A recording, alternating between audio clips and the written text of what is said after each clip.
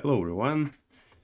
Um, this is the second stream about the game development in rg3d game engine, and today will continue working on the level that we have started making at the previous stream, and let's see what have changed from the previous stream.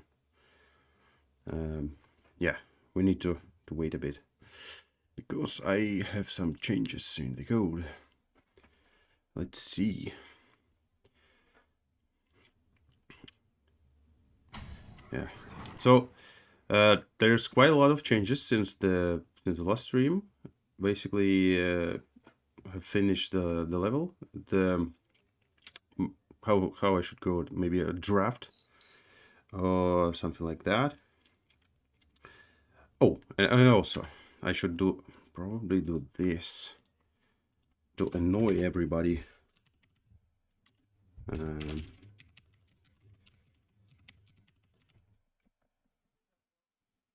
Yep.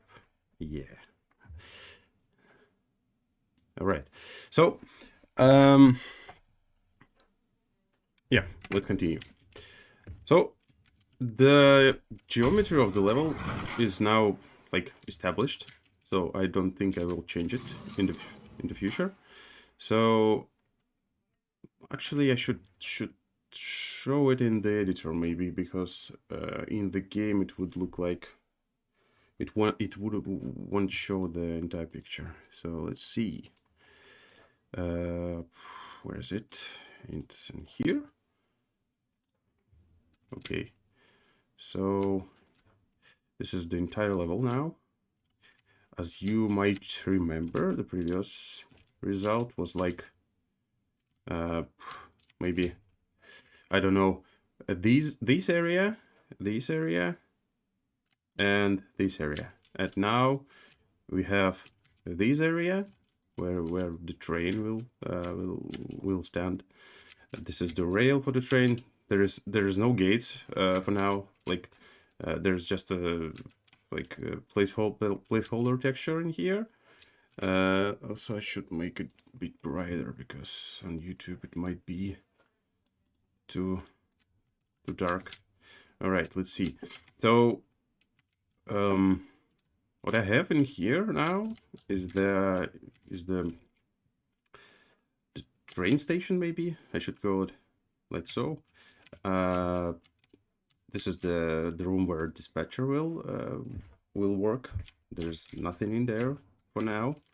This is the tech room, where something will be like stored.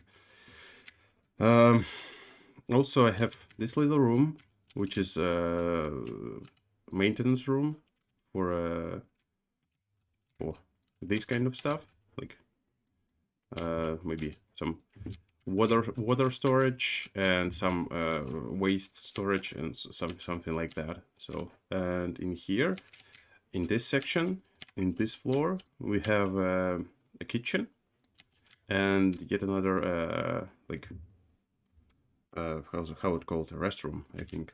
And yeah, this door is locked and it's basically leads to nowhere, but it's intended to be like to lead into a gym, or some like some other place. And in here we have the stairs to the upper floor. And in here, this is the place where the personnel lives. Basically, like a cell per 2 people. There will be like 2 people, and this is not for everybody in the station, or in the current deck, in the loading bay, but because yeah, I forgot to put a door in here to show that there's some more rooms, because in the loading bay I have a design doc for this, and we have where it is, yeah, in here in the loading bay we should have 32 people in total. So this is the full list of the people who works on this deck. So like guards, most of the people are guards, like janitors, electrical technicians, railway station technicians, plumbers, cooks, and 2 guys who will load stuff on train. So something like this. And this is placeholder for a crashed ship. It's just a large cube, but that's okay for now. And there is also a train which was hidden because it was in a way where I designed the how's called navigation mesh. I will show you in a second what I mean. And yeah, this train it will be hidden because as a part of the plot, you should call this train. It is not on the station. So you should like go in maybe here. This is another security room, and call the train. At least not call the train, but at least unlock this door. And from here you could call the train, something like this maybe. I still haven't decided what I want. And yeah, let's see how the navigation mesh look like. This is the navigation mesh. It is not complete. There's like some gaps that should be filled, and not every place is reachable for bots like this. But I don't think that you should like go with bots in here. And yeah, the rest of the place is pretty much done. Yes. So this is the navigation mesh where like what the bots uses for navigation. I will show that in a game in a second. So this is probably the established result of the like the geometry of the level. Okay, so it has a ceiling, but it has a lot of placeholders for various stuff, and it will be changed when the level will be like filled with the stuff, because I suspect that probably something should be moved, like maybe some corridors should be changed, some other stuff should be changed, some rooms should be maybe redesigned or something like that. And I don't want to spend too much time to make everything as like production ready, maybe I should call it like so, and change that in the future. I just want to like create a geometry which will be suitable to test the gameplay, right? So let's continue with the game. So today we'll do coding and also maybe put some objects on the map. So yeah, let's continue on that. I put some textures on these walls because yeah, it was quite like very not distracting, maybe how I should call it. Yeah, maybe distracting to walk where everything is white. It's very confusing. And yep, so I put a test bot in here, like a zombie, to test the navigation mesh. So yeah, he's angry. And yeah, so the navigation mesh is not ideal because bots sometimes like looks maybe behaves weirdly. Like you can also do a moonwalk, the famous moonwalk of Michael Jackson, and I can show you that. Hey, if we will jump in here, this guy will do this. And that's what I want to fix too today, because that's very very confusing when the bot does this. And yeah, so let's move to upper floor. in here. There is a lot of lights missing. I should also add them because right now this is the temporary lighting, which is very misplaced.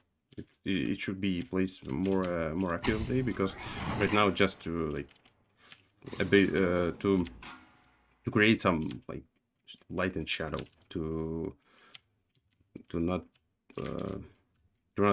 like stuck on the level. And what I also want to fix today is these annoying doors, because when you walk past the door, it opens, and you can do this. And believe me, please, that it is too loud right now, because every door produces a sound, and that's a bit annoying. And I want to like the door to be able to be opened from like I want to press a button near the door and it should open. Okay, something like that, because this is not okay. And yeah, this is the last room. This door should be locked, yes, and like so. Okay, so this is the entire geometry. It's a pretty small level, but I want to fill it with some like objects and make it interesting, because my previous mistakes, one of my previous mistakes was like designing a huge level, but it was pretty much empty, and it was like endless corridors and something like that.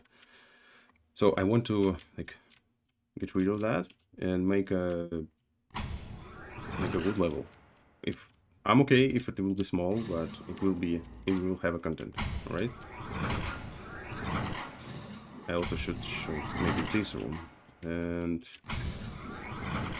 there's also this room.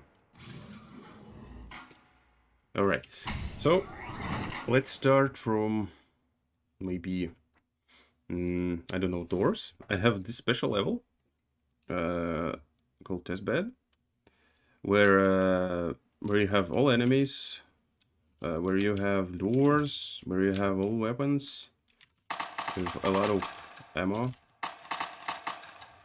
So something like this, and yeah, the pistol, and this gun. All right, so this room, the test bed, will allow us to test how doors will look like, and this is the test decal. Looks ugly, but it works. So what I want to do is to create at least for now, I want to I want the doors to be opened from keyboard by pressing some button. And let's start doing this. So where to start? Yeah, I have this door module which basically handles the doors, and right now the doors are fully automatic, and I want to make them maybe semi-automatic. I want, or maybe not. I should probably yeah, I want bots to be able to open the doors too, because this will make the game much more scary, maybe, where the bots will be able to find you, to follow you to the map, and to like to not let you rest. And yeah, right now the doors are automatic, and to get rid of this, I should probably start by removing this parameter, which is a set of vectors, and where the actors was used. Yes, I also have this to do, replace with triggers. So my initial idea was to put 2 boxes, or maybe 1 box, um, near the door. So if the player stands inside that box, or maybe another actor, he will actually be able to open the door. Not from the player should not be able to open the door that is behind behind a wall, because right now it is possible because it just checks the distance between the door's position and the actor's position. All right, actor is a bot or or player. So what I want to do now is to revisit this logic. So there is a lot of stuff to do actually. So this block of code basically checks if any actor is nearby. So it doesn't care if this is a player or a bot or someone else. It just checks if anybody is nearby, and if so, it checks if the door was previously closed, then it opens it, and if the door was if the door is locked, we also check if someone nearby, and we also store the previous state of if somebody was nearby on the last frame. This is needed to prevent these sounds to be played multiple times. You don't want to be spammed with sounds, all right? So right now we are interested in this branch, which basically opens the door, and what I want to do in here maybe to put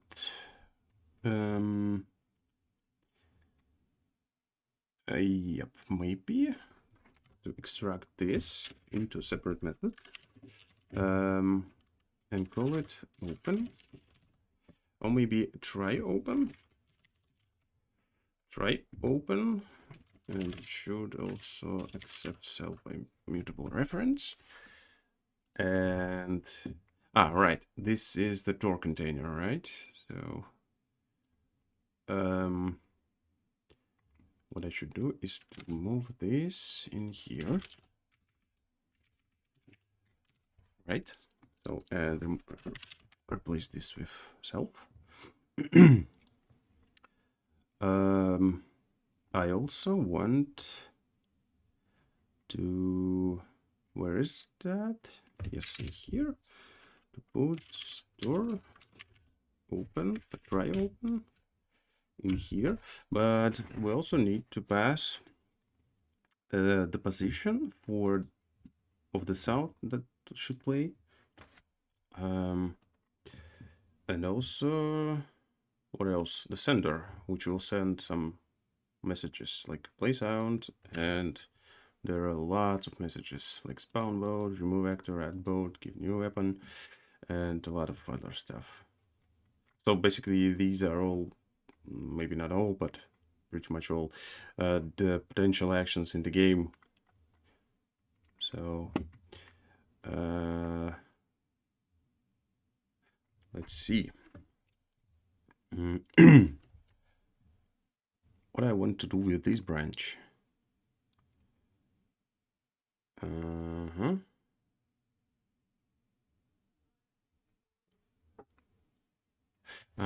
Actually, I should probably do.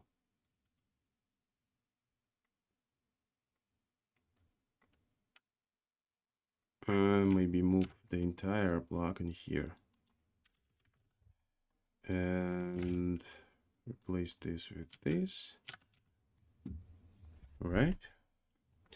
So now I want to get rid of this. I don't need it anymore. Yes, I don't need this. I don't need this flag.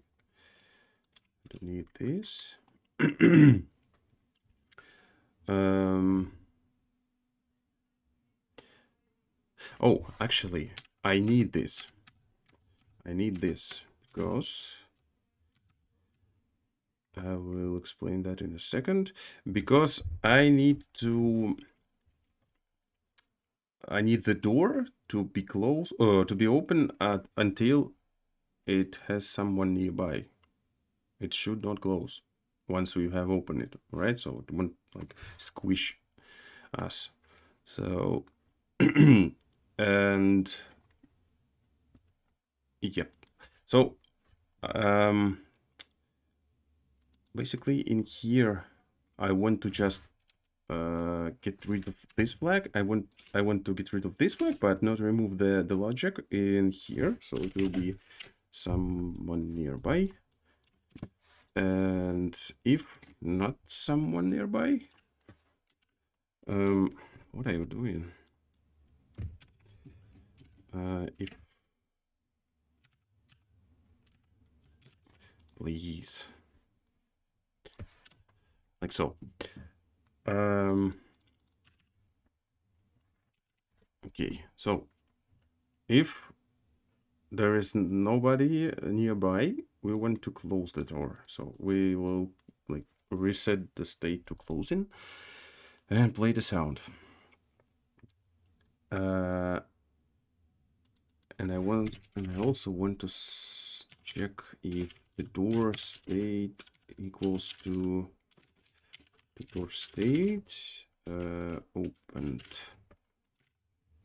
So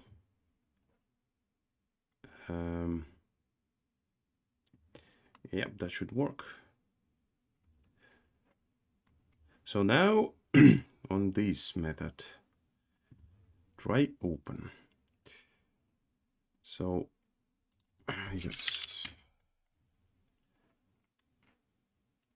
and maybe get rid of this. And oops, where's that? Yes, the door. Need to replace that. Okay.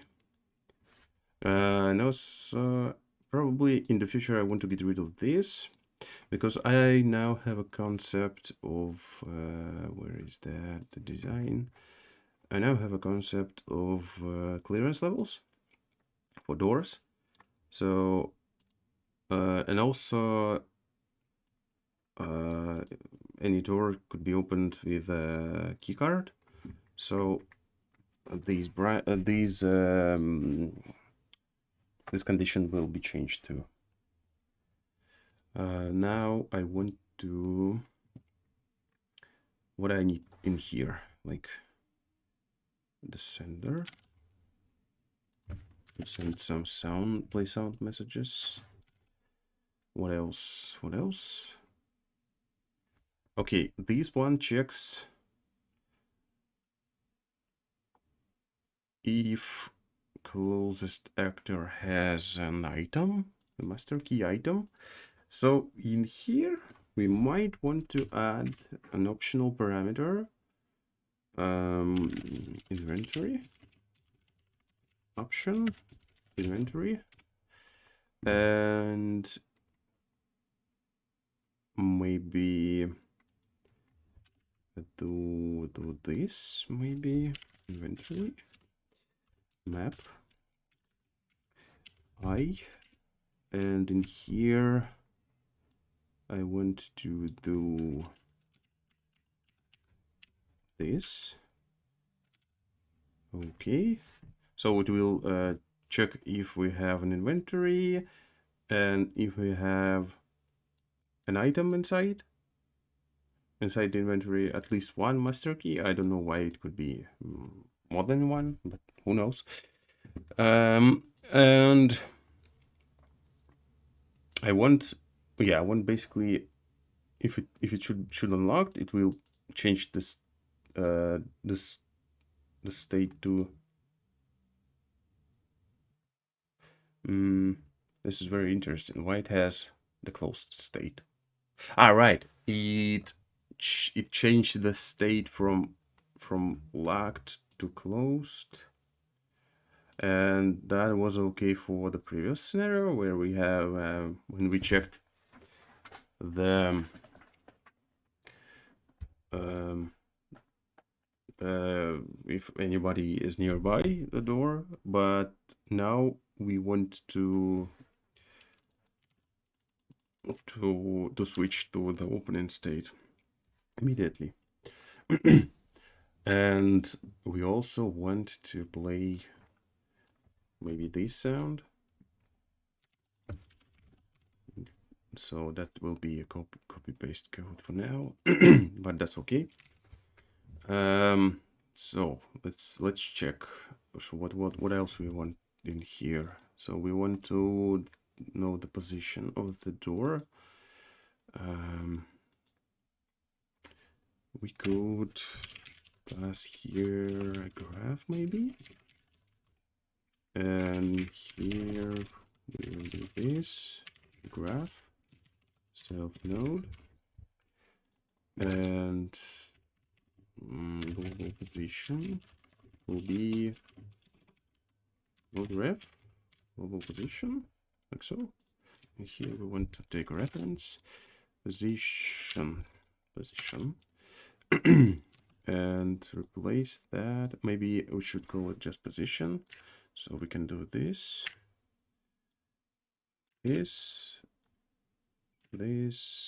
and this. So let's check if it compiles. It might not compile. All right, it does not compile indeed. Yes, because I was a bit too eager to remove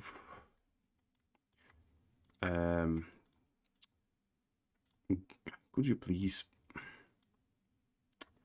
all right, it does not allow me to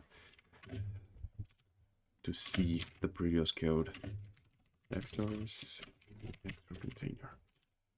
Okay, I'm not sure about the order. Oh, it's all right. Let's see. It should compile now.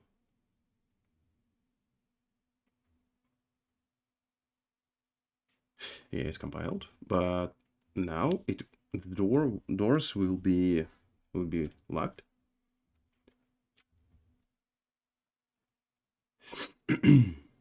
Yeah, the loading times on debug is pretty high. So yeah, the door is now closed, so that's what I wanted. But now I want to be able to open the door. So I want to basically go in here, this huge module that controls the player, and here we have we handle when the player presses the action button. It's a context dependent action button, so it basically tells the internal controller that it should perform some action. So let's go in here and find out. Yeah, maybe yes, this checks if any items is nearby, and it basically tells to pick up an item. So we want somewhat the same code for doors. And to do that, probably we should maybe, yes, we should create, I don't know, maybe check doors, mutable self. We want the doors container. Okay, door container in here. What else we want? We want the maybe scene. Yes, we need scene to access the graph, and we also want the sender. Yes, this one. So what we will do in here is pretty much the same what we doing in here, but we need to iterate not over the actor container, but over the doors container. So in here we want basically to do this for door in door container. What do we have in here? It does not have an iterator method, does it? Nope. And in here, maybe yes, we should add it. Iterator, so implementation of iterator trait with item equals to reference to door. And here we should do this. Iterator, right? So now we have iterator. Yes, let's steal some code again. Put this in here. We also want to know the position of the door, and probably we should maybe add a separate method in here, and call it pub position self, and we'll accept the graph as parameter because it basically extracts the position of the node, and we want this to return the vector. What else? It's right. In here, we want to replace that into self position, and it will be up.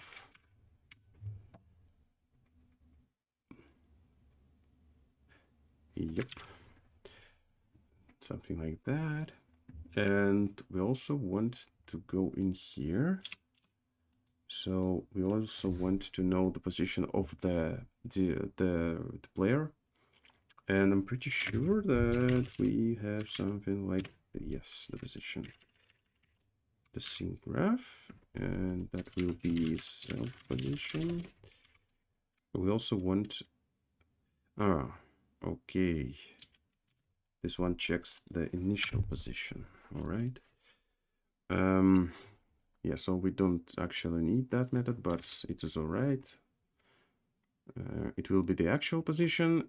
Maybe I should rename it actual position.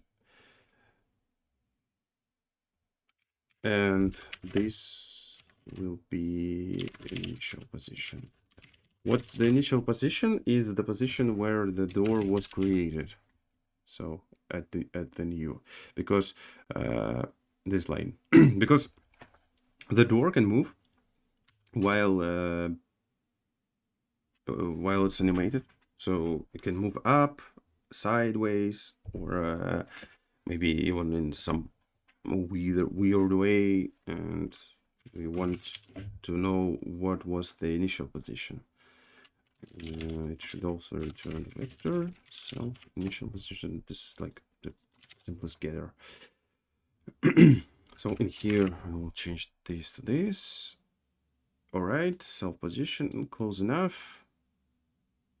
Okay, and what we will do in here, we want to basically say door try open, right? But we don't have immutable access to door container, right? We can't modify it in here.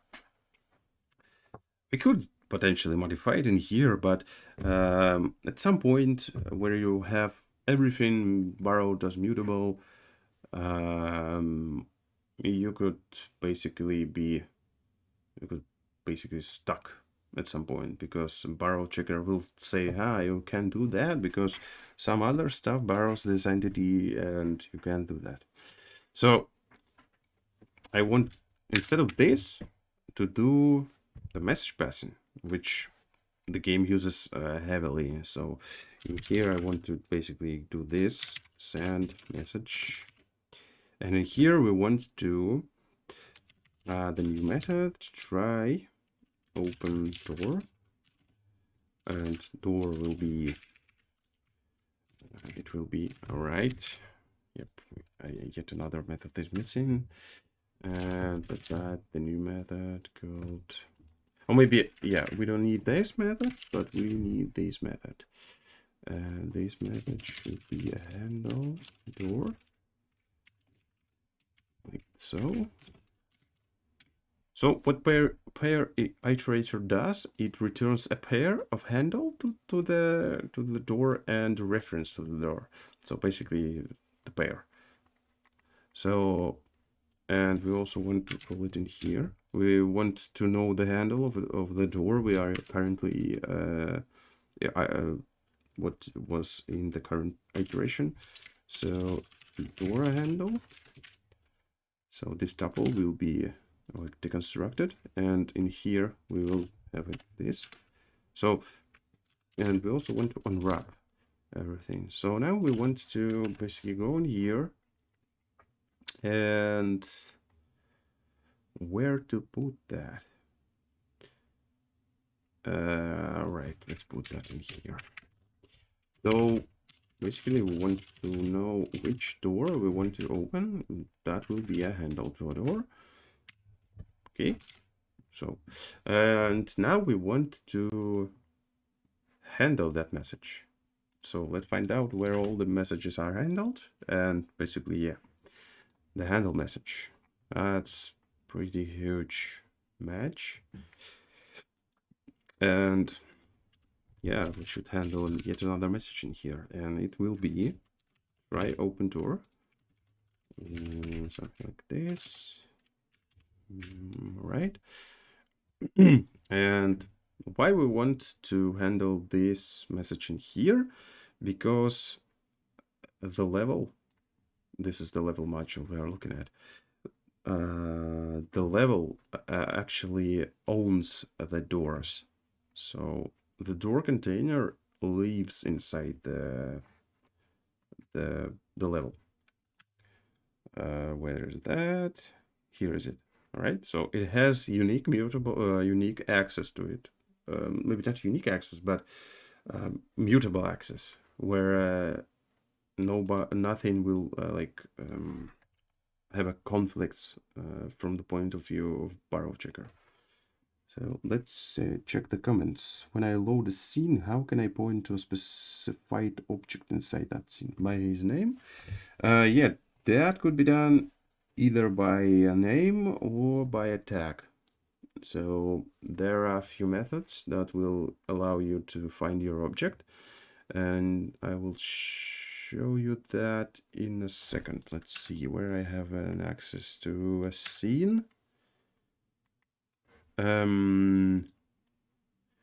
Yeah, let's go in here. I will do a quick explanation in here. So it has a scene.graph, and in here we have find. Basically what you want is find. So there are 5 methods that will help you. So you could do you could use this you could use either find by name and specify the node from which you want to start the search, and you could start from root node of the graph, so the entire hierarchy. And yeah, and more generic methods would be find or find from root, which is basically find, the find from root is a more short version of find, which automatically puts a handle to a root node as a first parameter. All right. So if you want to find using the tag, you want to do this, and what find from root. and you want to do maybe what all right, it wants the reference and the node. You want basically to do this, your tag. Or if you want to search by name using this method, you want to do this name, your name. Okay, and this method will return a handle, which can be either some valid handle or none, which basically indicates that it found nothing. All right, so I hope that's clear. So let's continue on the message handling. So in here, maybe somewhere in here, we want to have try open door, and we want to also take these and these parameters. So in here we want to, oh no, not a message, but the handle door, handle door. We want now to take a reference to a door inside the container.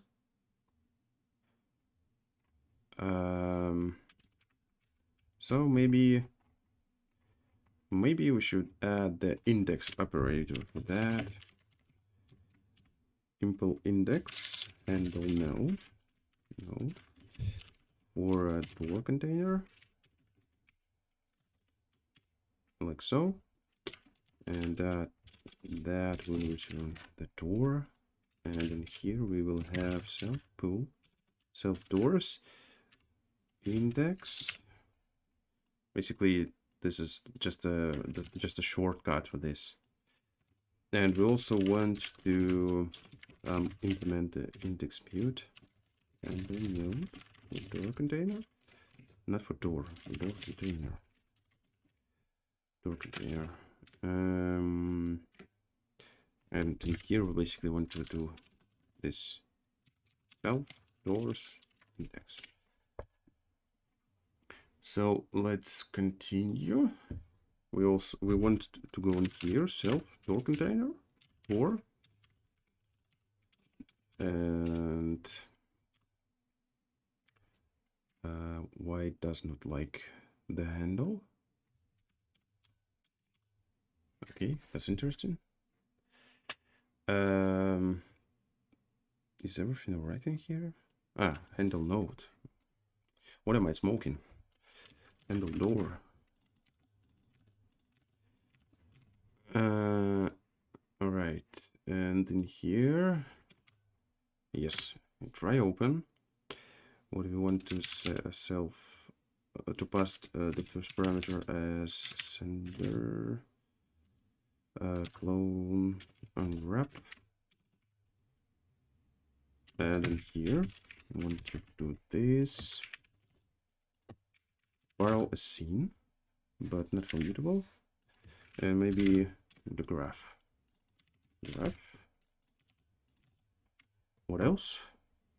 The inventory. All right, and now we have a problem because we can't pass a reference using messages. Okay, that's easy to fix. We want, instead of inventory, pass here maybe no, it's actually all right. It's actually okay in here. We instead want to know who tries open the door, and maybe we should add another parameter called actor, because every actor has an inventory, because basically has a character which have inventory. Okay, and here will be actor, and then here we'll have an actor 2 handle actor. All right, and so in here we want to do this. Let inventory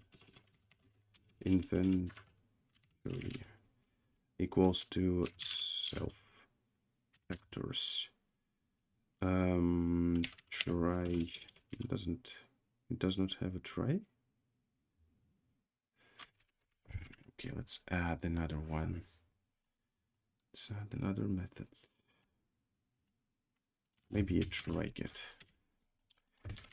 Try get, try barrel, and that will return an option. Okay, so what we want to do in here, we want to get try get actor, because we also can pass a non-handle to as an actor if we want to open a door from a script or something like that. Okay, so it could be none, so we should check that. And in here we want to map, and that will be actor inventory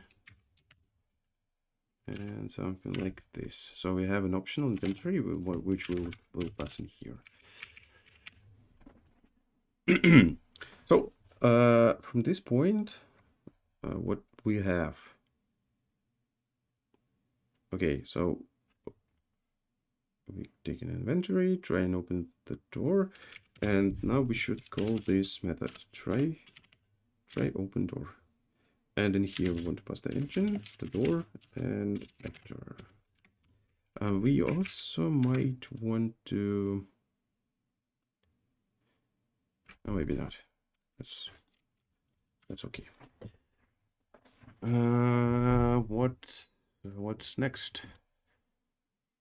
Let's check if it at least compiles now.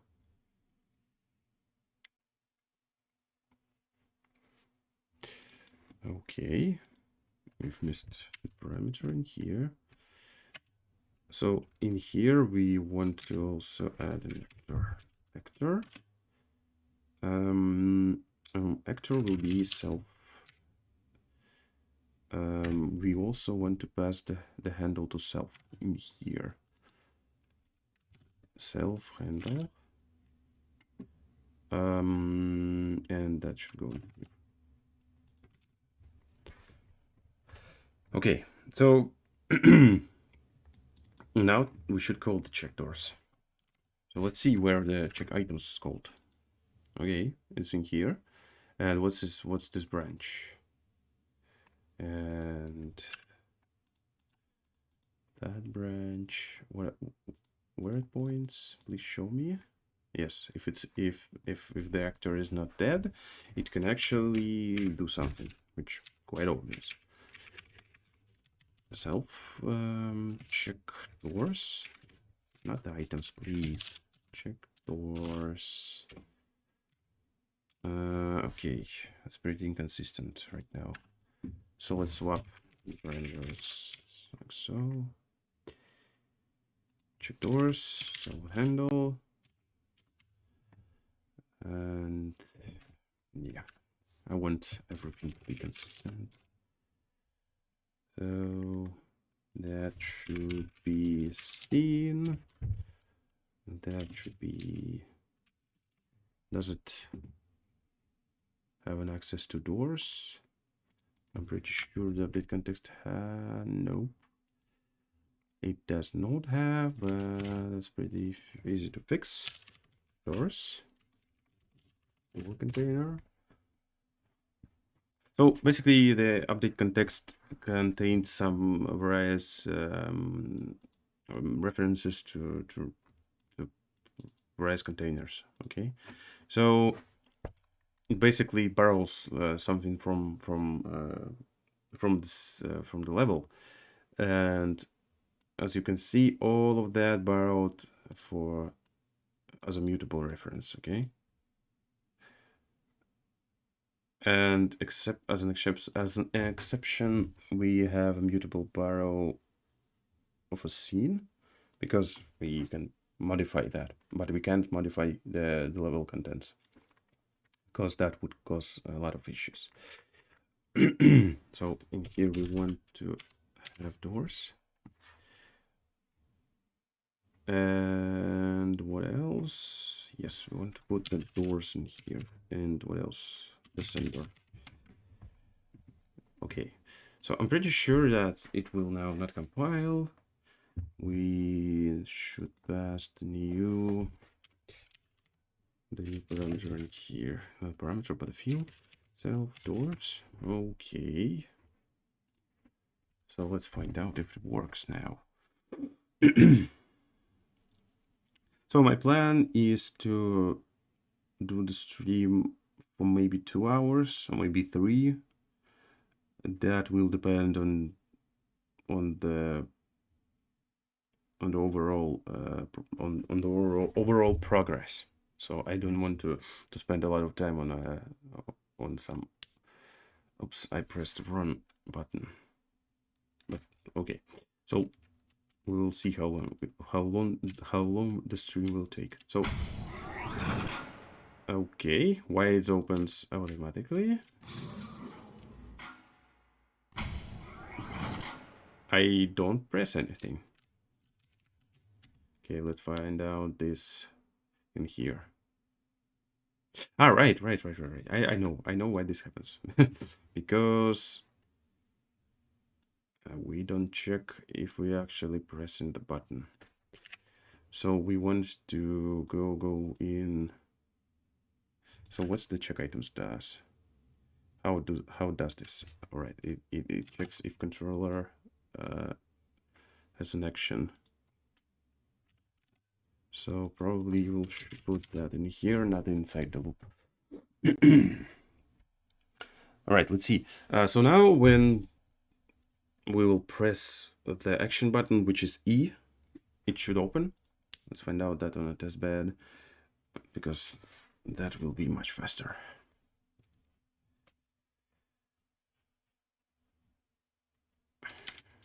Okay, so now it's closed, but if I press E, it opens. And E remains open while I'm nearby, and when I will step aside, it will close. So let's press the E again. All right, much better. Let's check that in game, not on the test bed. So okay, the doors closed. I press E and it opens. I press E and it opens. This guy can't open doors right now, so if I do this, then I shoot him in the head. So please close. Hello? All right, it won't close because he was nearby. Oh shit. Let me out. And so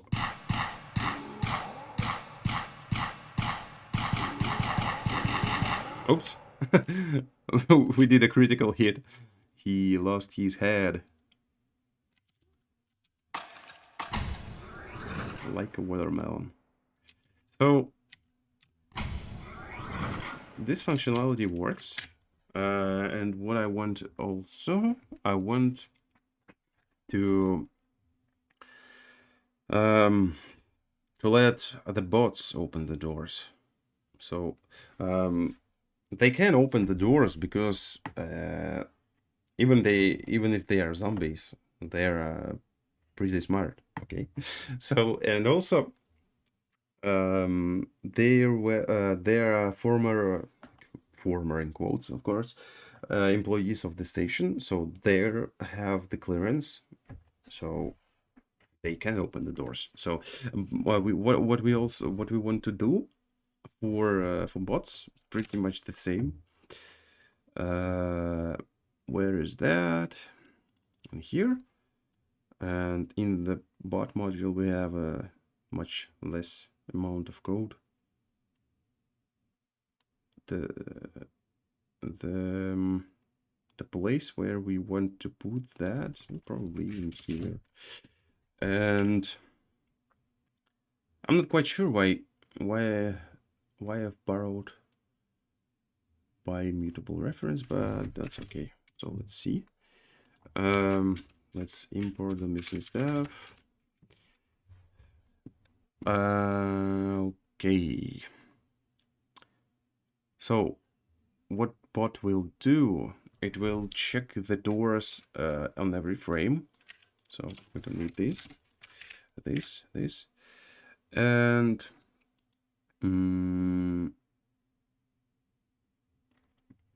so yeah, pretty much the same code. So what I realized right now, and the IDE like highlights that for me, is that this code is duplicated in 2 places, and we should fix that because that's not okay.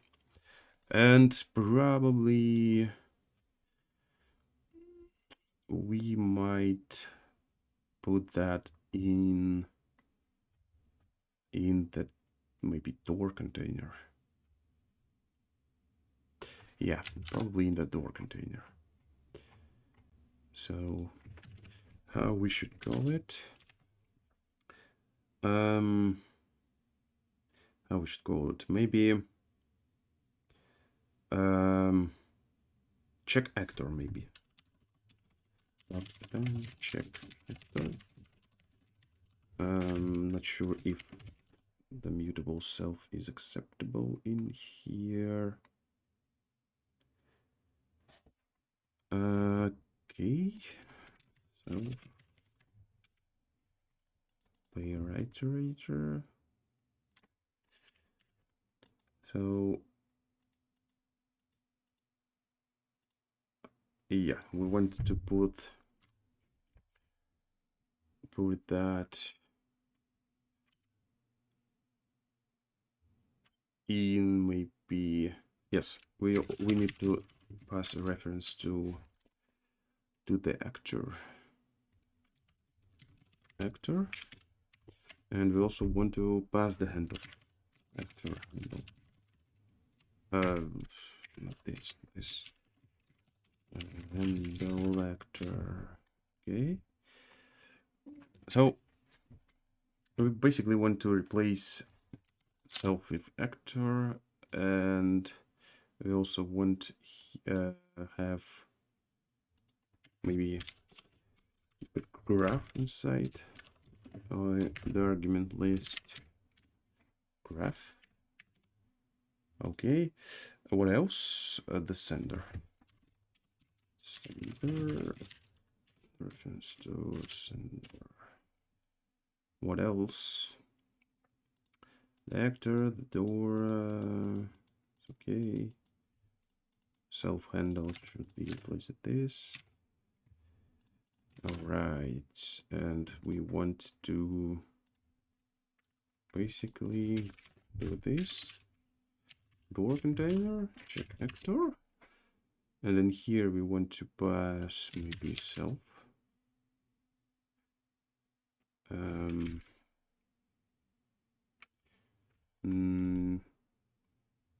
Oh, not a self, maybe.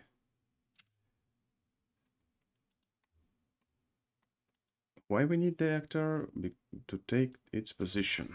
So we basically want to do this actor position. And not pass the references. Like so. And self position should be replaced with this. And we don't need that. Actor position and actor handle. All right. So, and then here we want to actor position, pass the actor position and self handle and the center. Okay.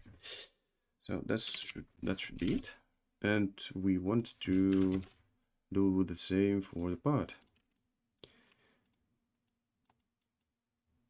Okay, like this. I think that should work. And in here, maybe in update, we should call the method, but I'm not sure.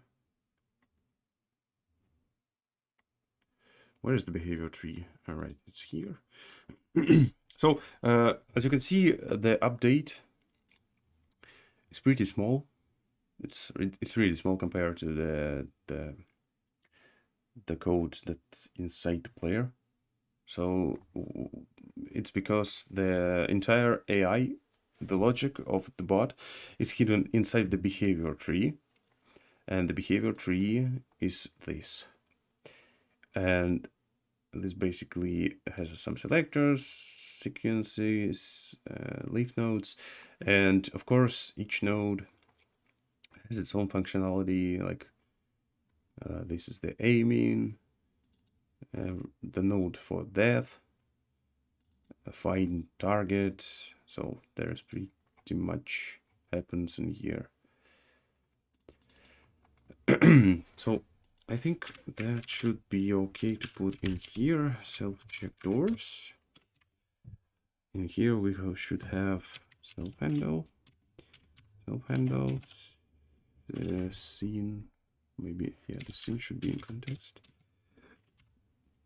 And the door container should be in the context too. Doors. And the sender should be in the context too. And that should, what's the sender? It's the reference. Okay. So let's find out if it compiles. I hope it will. Nope, it doesn't. Okay, why? Cannot borrow self as mutable more than one time. All right, that's because maybe we should put that in here. Maybe let's just check.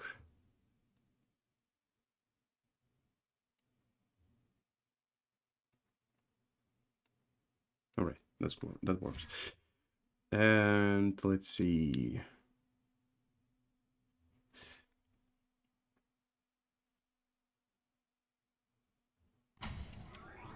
All right, I heard the sound of opening door, but you might not heard it. Yes, so it works. So the bot actually get over here. Stand off the door. Okay, so the bot is able to open the doors right now. But that looks that looks silly, actually. When the bot opens everything nearby, so maybe that should be more like intellectual. Maybe a smart check what we should open. So to do the smart check, the good idea would be to use the Raycast to check if is anything between the bot and the target, which will be the player. And if you have something between the bot and its target, it should call the try open door, not call but send the message. So this will be a bit more complex. So let's check the comments. The files mod, what I used for?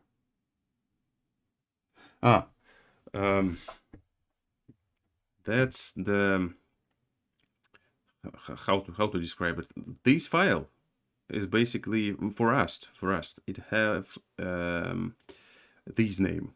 Basically, when you put something in a folder, how should I describe that? Maybe in here. So let's start from source. So this one is a root. Okay, so this is the root module. We also can have yet another module nearby. So it will be like foo rs, and that will be a foo module, right? And when we want to put the module inside a folder, we want and to have it to be able to like still have the same name, we should create a folder with the desired name and put a mod rs, and that will be the like the child module, right? So this is basically the basics of Rust. So if you didn't understood that, I would advise you to basically read the book of Rust. It's like explains everything in a very good fashion. So let's continue on that. So right now the bot acts very weird in terms of doors. So we want to do a raycast. So how it could be done? Basically, we have scene and we have physics, and in physics we have a cast ray. Okay, so it has as a first parameter it has the raycast options, and as a raycast options we should pass a lot of stuff. So as the first parameter, we should pass the origin of the ray. It's basically where the ray starts. And as the second parameter, we should pass the direction of the ray. And as you can see, the direction is a vector. You can see that actually, but now you can see it's a vector, and the ray origin is a point. So the length of the ray will be the length of the vector. Okay, so vectors can have length. If you don't know that, you should learn that. That's basics of linear algebra. And yeah, we need to know where the ray starts and where the ray like looks. What also we want to pass in here? Yeah, we also want to sort results, of course. So we want to be this as true, and we also want to we will leave that empty for now. We also want to have an array of results. So there are two options actually, and as you can see, it's a generic parameter which accepts something that implements the query results storage trait, which could be either a vector, which is the dynamic storage, or it could be an array-vec, which is a static storage. It's backed by an array with constant capacity. So for performance reasons, we want to use the array-vec because we don't want to allocate the memory every update call. We just want to like take first maybe 64 results, and we are not interested in other amounts that left. So yeah, so we should create that, and that will be a query storage, and what should we do in this in here? We should continue, and as a first parameter we will pass what this expects. Okay, it expects the intersection, so it will be an intersection in here. what else we want to have in here? The capacity, and that's probably the 64 should be all right. What else? And we want to pass that in here. So that is the static array. It will be allocated on the stack. The 64 intersections will probably take maybe a few kilobytes of memory, so that's okay. Maybe it's even less a kilobyte. What's the size of this structure? I don't know. So what the cast array returns? Nothing, as you can see. So we want to basically go to iterate through this storage and check if any door was was intersected by the ray. So now we should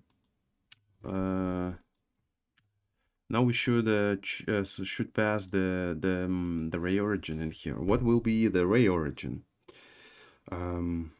The ray origin will be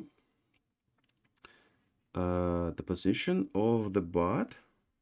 So position, and then here we should do position, scene, graph. So that will be our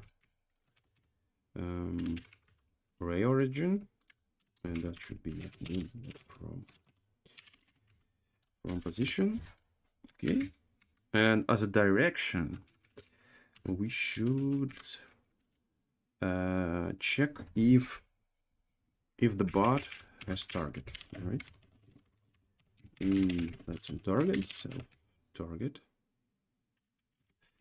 And I also want to know what the target is. The target is handle to an actor and its position. So we also will have an access to the position. We don't want to do this. So to calculate the direction, the required direction, we basically want to subtract the endpoint from subtract the starting point from the endpoint to take a vector. Okay, so in here the ray direction will be, what's the endpoint? The endpoint will be the target. So target position minus position, and that will be the ray direction.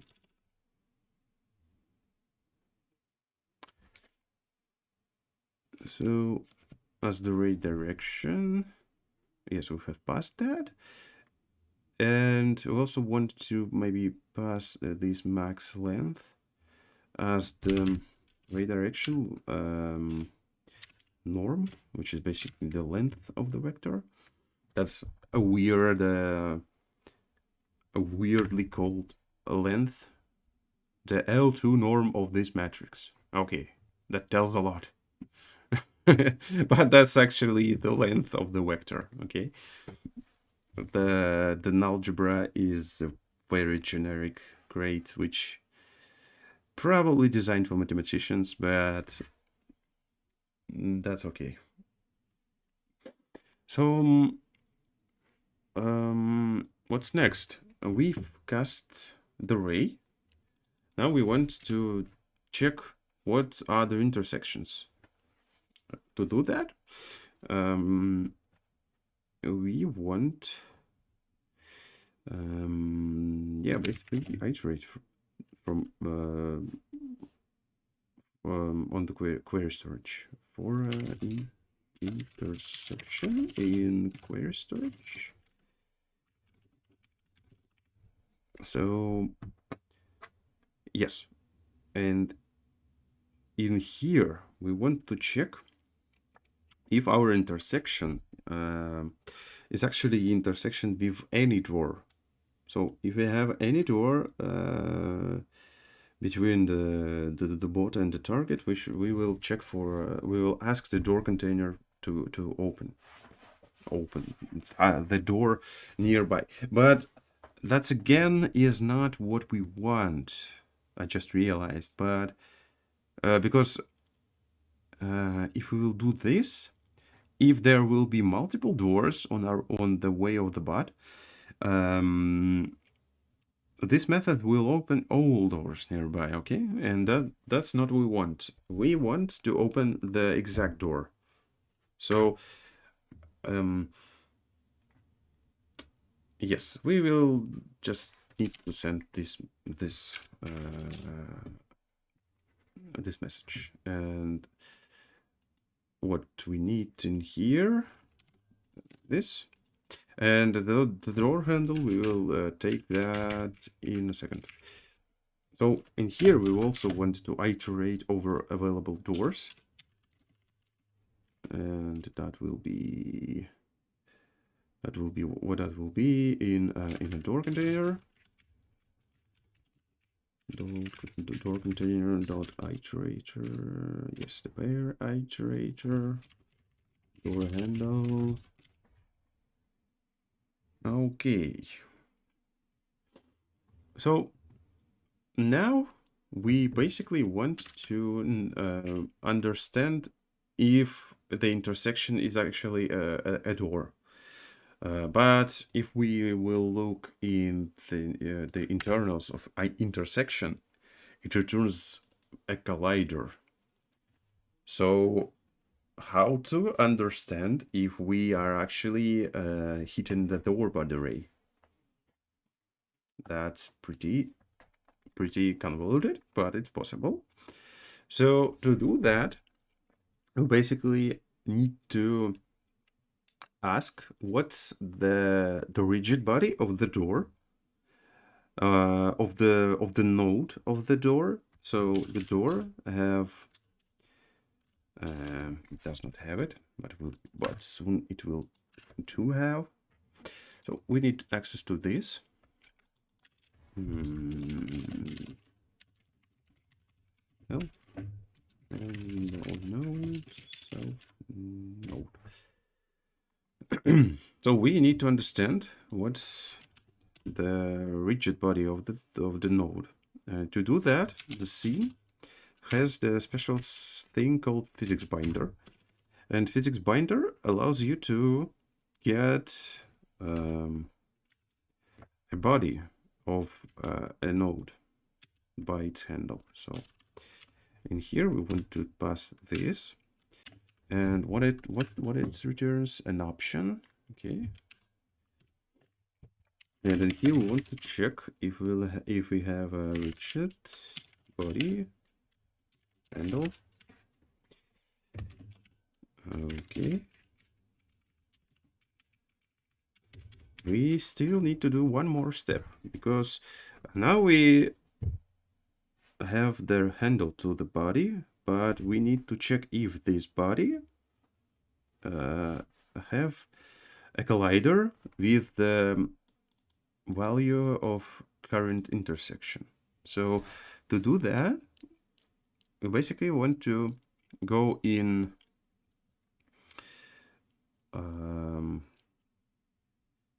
yes, we want to go in again, physics, bodies. In here we want to, let's check if it has an index. No, it doesn't. So we want to get a rigid body using its handle. Rigid body handle. So in here we could just maybe unwrap the thing, but to be extra safe, rigid body, let's use the pattern matching to be extra safe.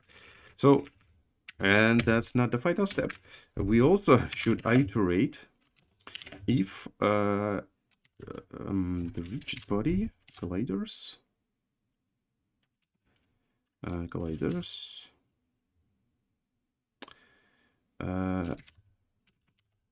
iterator any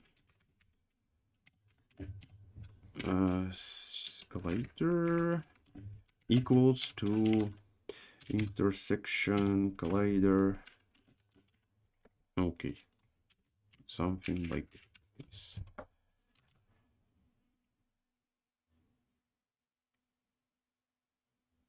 Okay, so let's check again. What we're doing in here, we checking the if we have intersected the collider of the door by doing these along branching. So as next step, we should probably maybe check that. What it does not like. Ah, right. There are two types of handles to the collider. One is native. One is the native physics grade handle, and one is the wrapper for the handle. So to do that, we probably want to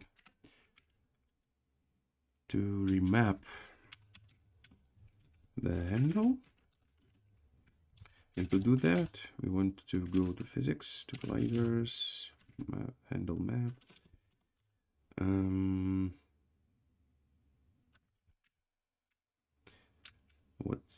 What do we have in here? The handle map. And in here we want to know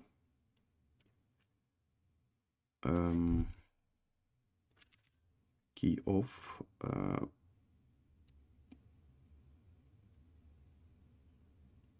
Yeah, that key off. That should return the value what we are looking for. So and in here we also want to call this a filter, not a filter, filter map. And that should work. At least I hope it should.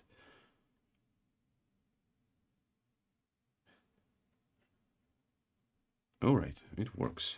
So, but now we want to test that. And how to do that? Yeah, probably we'll test that in the game.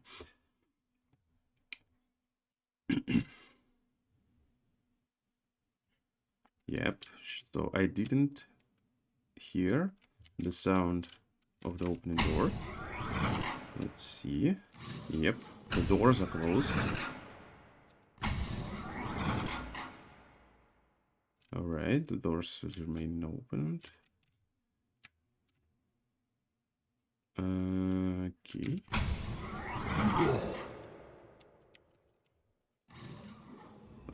Oh, fuck.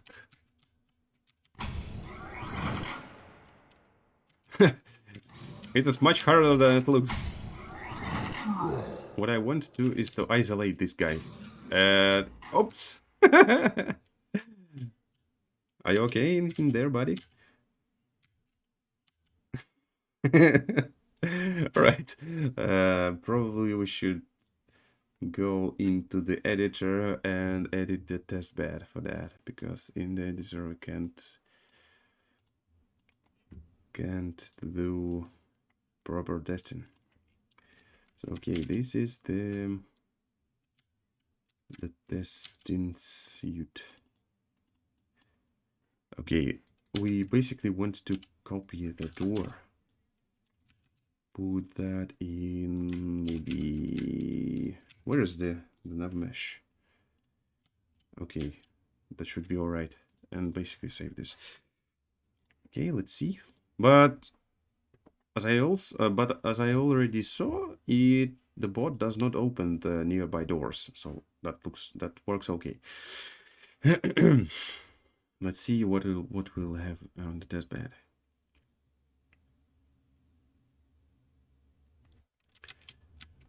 Okay. Okay, it works, but it opens the door from very, very, very large distance. Basically, it has a mental ability to open doors from distance, and that's not what we want.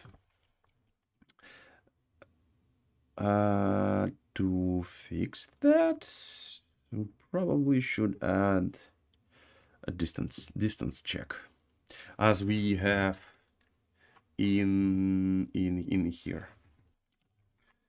So to do that, where we should put the check?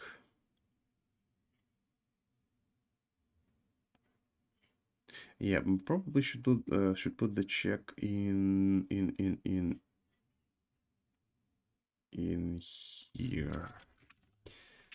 So we want to measure the position between the door and the actor, and if it is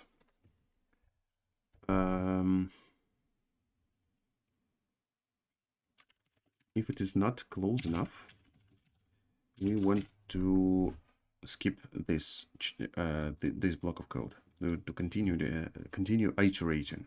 Okay, let's check that.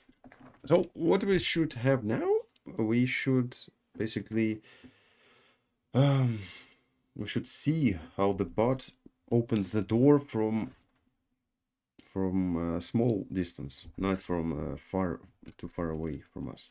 So let's find out if it's the case. So here he stands, chilling here. Okay, so basically now, yeah, this works. But he's pretty stupid.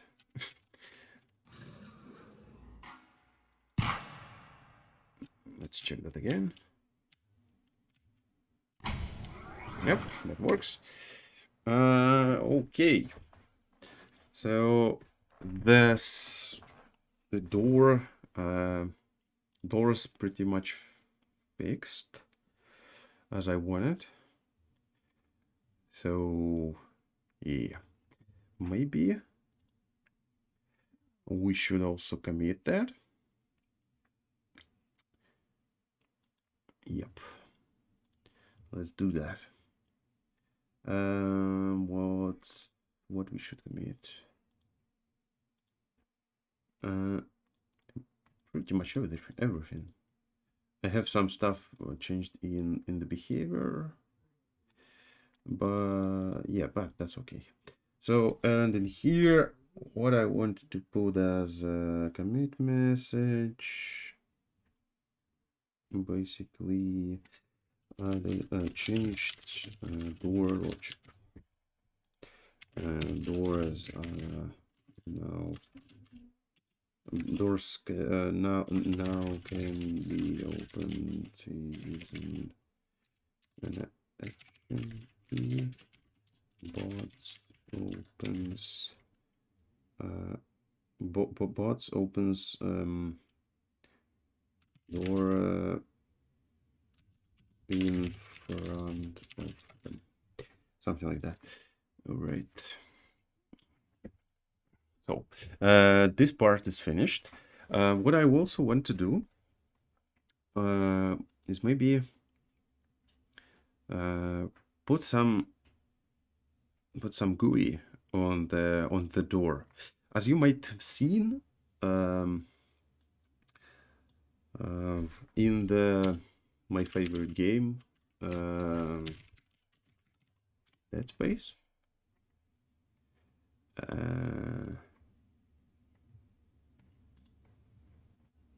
The door in the Dead Space have this small indicator which says open with the question mark, and I want to have somewhat the same thing, but it also should show the required clearance level. So to do that, we probably should go in the door And maybe we should also create a separate module for that. So where is that? No, that's in here, not the data. Door. Okay. So I want to put that in a separate module. Basically do this. Oh, not this. This. All right. That will be in here. And I also want to add a new file. And that will be called UI. Maybe UI. UI will be fine. Okay.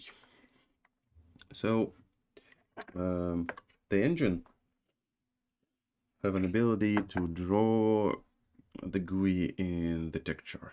So I can show you that in a second.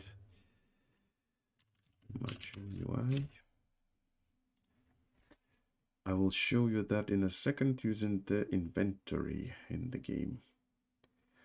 And you will immediately understand what I mean.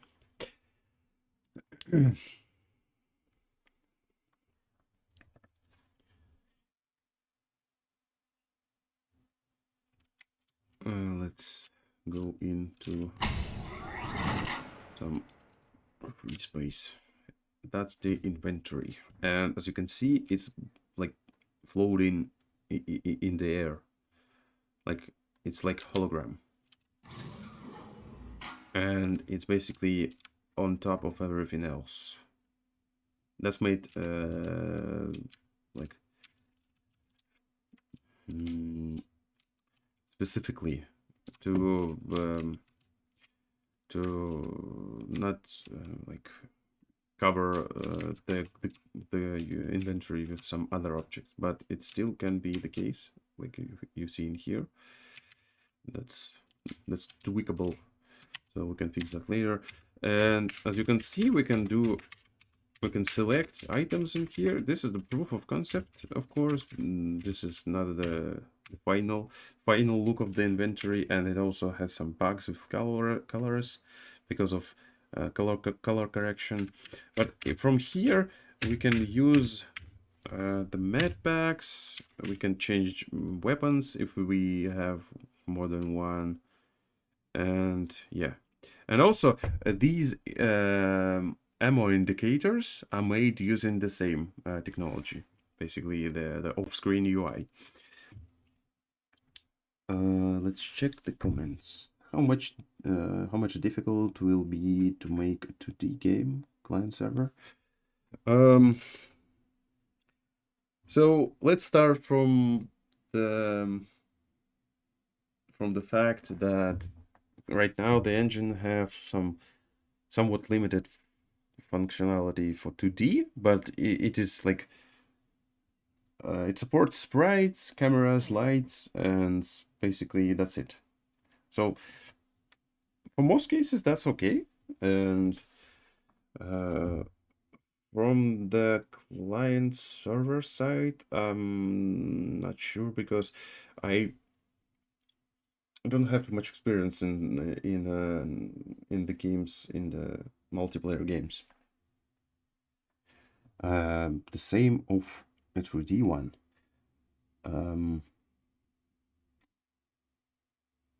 I don't know. That's from the server from the networking, that would be pretty much the same, but the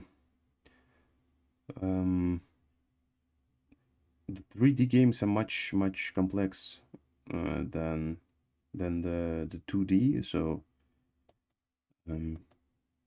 it actually depends on the genre that you want to do. So it's hard to answer the question. So yeah, let's continue on the UI. I hope I have another hour or so, and I hope I will be able to finish the UI in an hour. Let's see how the item display does that. It's pretty much simple. All you need to do is to create a new user interface instance, create a new render target, and as usual, you want to create the content of the user interface, and maybe what else? Send some messages, update stuff, of course, and I'm pretty sure that that's not everything. Let's see. Where is that? I'm looking for the place where it actually rendered.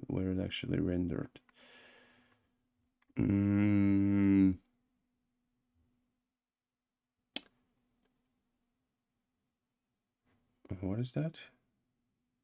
All right, that's a different thing.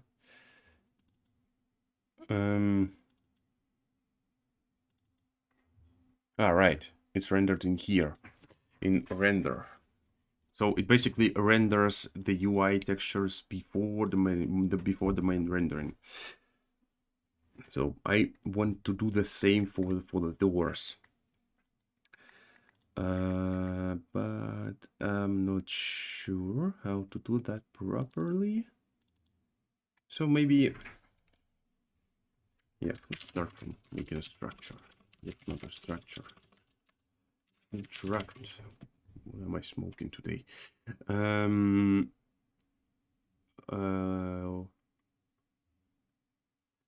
Yeah, the door UI. And then here we will basically have the same. To speed up things, I want to basically copy paste stuff. And what we also want to have in here, maybe this. And in here, yeah, let's steal yet another code. This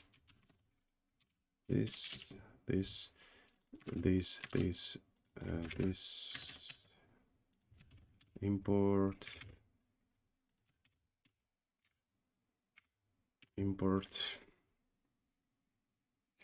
okay, and I want this to be square. I think 160 will be okay. Right, and that should return self like so. And now let's fill that. And to fill that, we need to, yep, maybe create a grid. Yeah, the grid. New, build a new, build. UI context.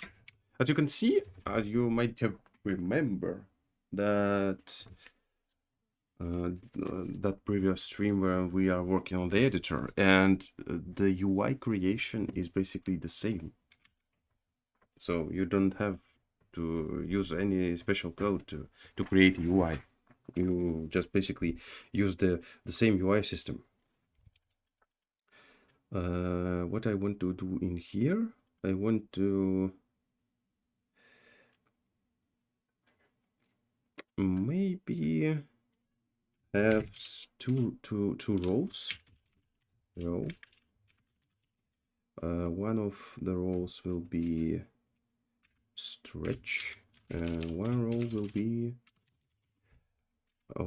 maybe auto, right?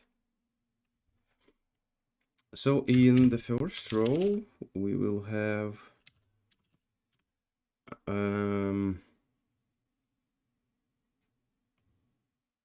maybe an image. Yes, an image. An image with no, not this, but image builder. New image builder, new build. Also want to create a shortcut for this. Context equal to this. like so. Also want to specify on row 0, on column 0, 0 I say, and add column will be a stretch. So the first thing will be an image, as you can see in here. But I don't like. Is there any closer? Yeah, maybe. I don't know if you see that.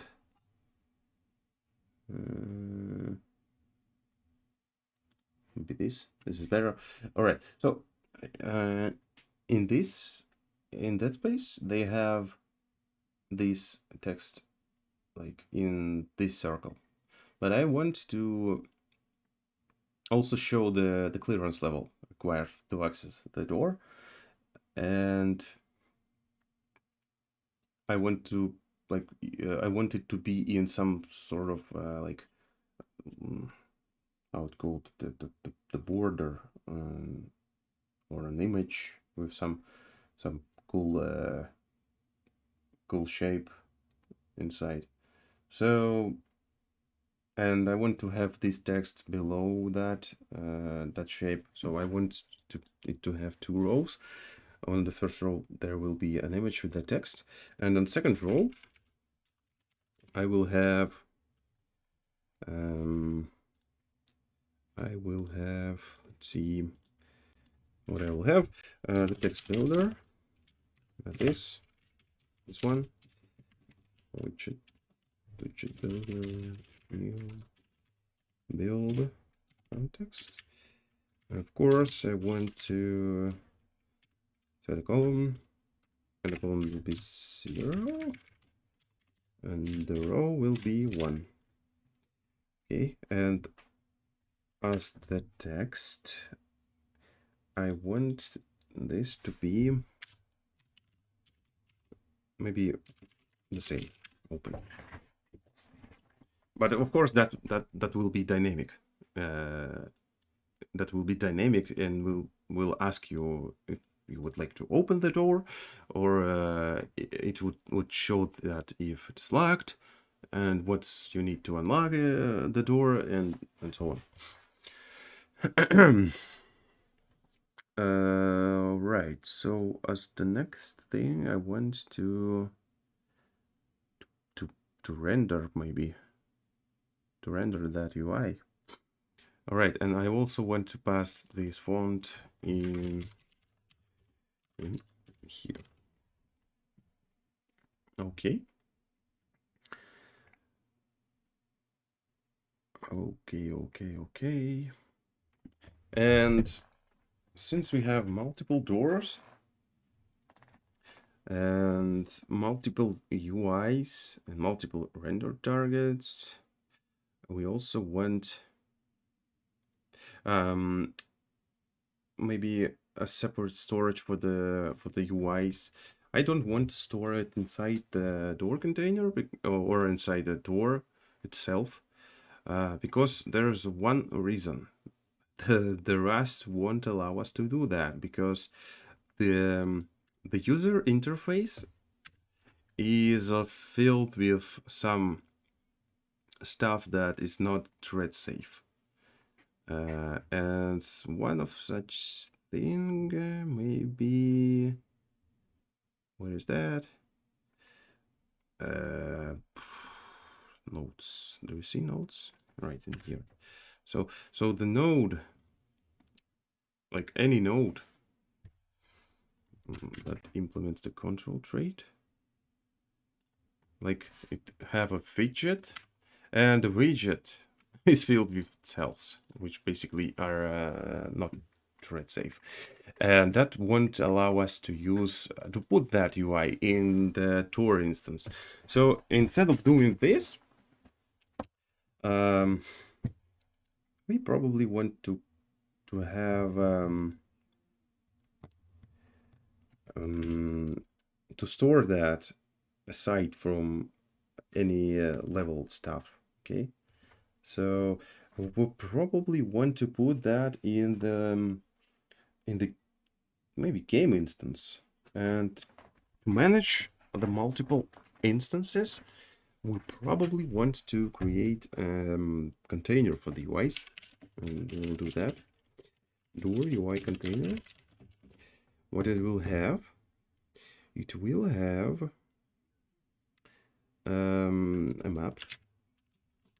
Let's call that the map, and as a key we will have a handle door, and in here we'll have a door UI. Import that, import that. All right. Right. I didn't explain why this thing has to be thread safe to be stored in the door instance. That's because you basically create the level or load the level on separate thread, and then you like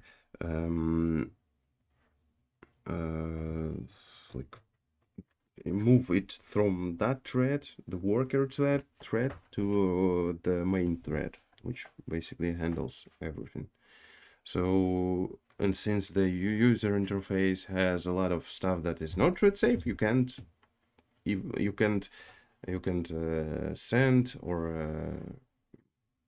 you can do that because it does not implement such marker traits such as send and sync and so on. So you have to store the UIs at the game instance. So as you can see, the load level does this.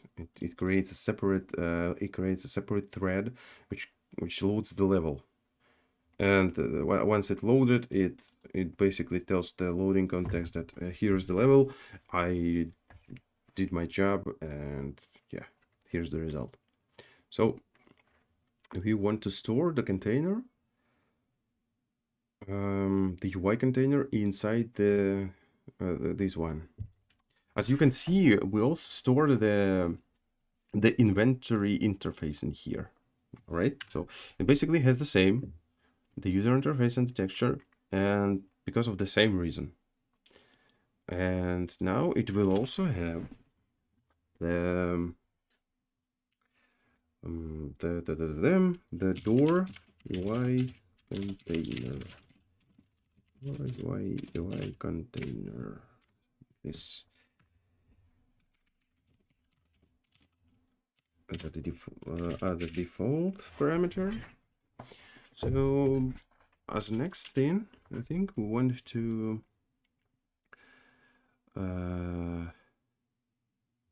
what we want to do is to add a door, UI instance in here, and door UI container. So let's see, .fn.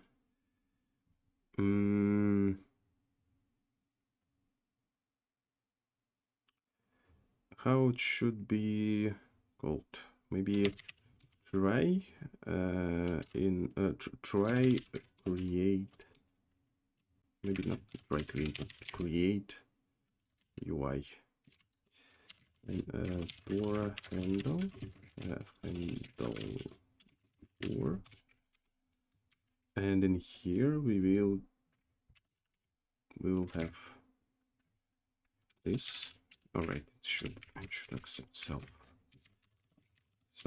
self map, insert door handle, and door UI will be like this. And as this parameter, we probably should maybe pass that in here. Maybe not. Maybe as a separate parameter, like so. Okay. And we also want to render everything. So we need another function, render, and that will accept self by immutable reference. And what else it requires? Let's find out. Where is that used? Nope. Right. It requires the renderer.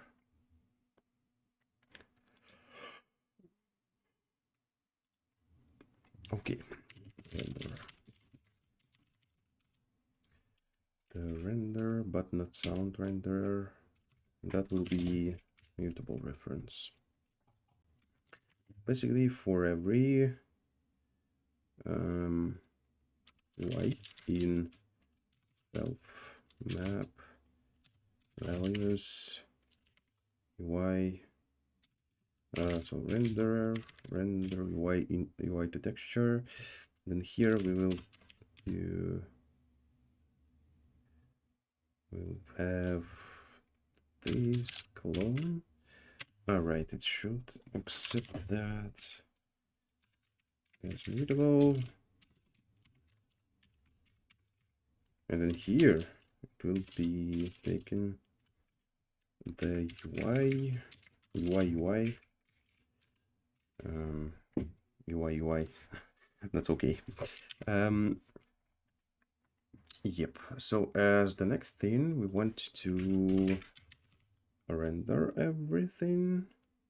Self dot door UI container render, mutable self engine render.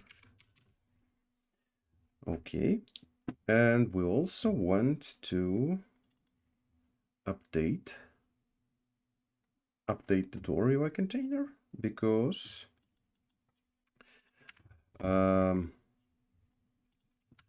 let's see, because you need to like pump all the messages in the internal message queue to make the UI functional. So, and also you should call the update function too. So there is three mandatory functions that you should call, and we'll just copy that, put that in here. It tells us that this is a duplicate code, but we will ignore that for now. Update self delta is the delta time, which is basically the amount of time that passed from the last frame. And here we will basically iterate again. Y update delta, like so. What else? Yes, we should call that self door UI container update time delta. All right, so we have everything that we need for rendering, and we also want to maybe we also want to have the interface somewhere on the doors. So as you can see right now, it does not have any object that can be used to apply the texture. We can't just apply it the procedural texture on the object itself. We need some other object. So let's open the 3ds Max and add the object to the door.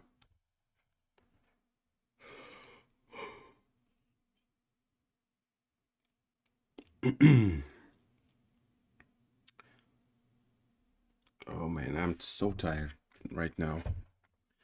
I hope I will have ability to finish that. Uh, oh man, how long it will take to fully load? Holy shit! Please respond. Hello.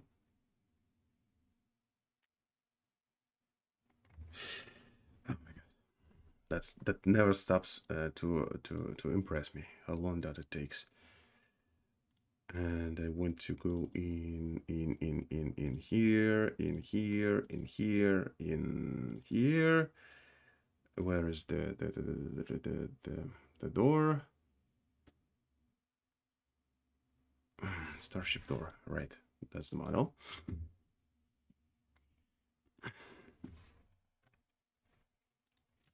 Okay, it's textureless, but that's okay. What we want to do next is to create a billboard, maybe square, 1 and scale it. Let's go. Put that in here. And how we should call that? Yeah, pretty straightforward, I think. Door UI. And let's rotate that 90 degrees with where's that angle snapping? This one. 90 degrees. And since the door is pretty tall, we probably want to push that in here like this. And we also want a copy of this door UI with the same name. Maybe not with the same name, because that will violate some rules. I don't know why 3ds Max allows that.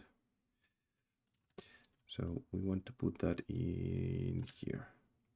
So basically these are two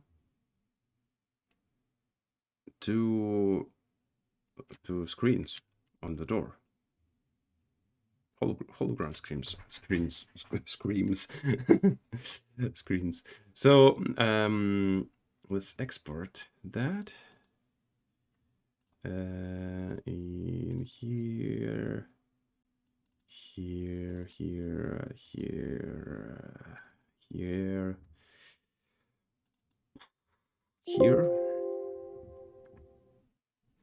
Yeah, take your time. And let's see if we will have these billboards on the door in the editor. So we actually should have them, but where is that? Maybe the loading bay.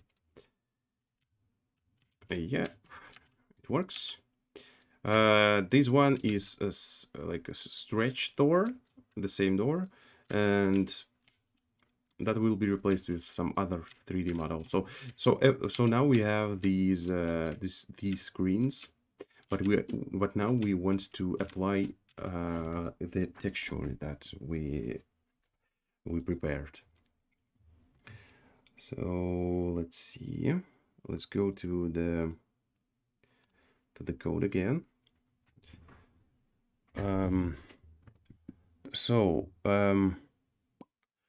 What we want to do next,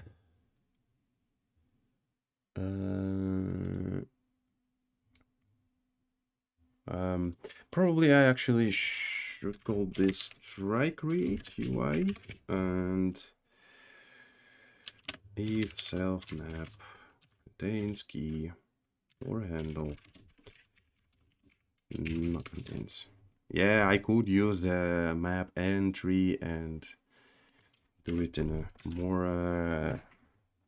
more optimized way, but hey, we're on stream. We don't have any time in the world, or every time in the world. So let's continue on the code. So what I want to do in here,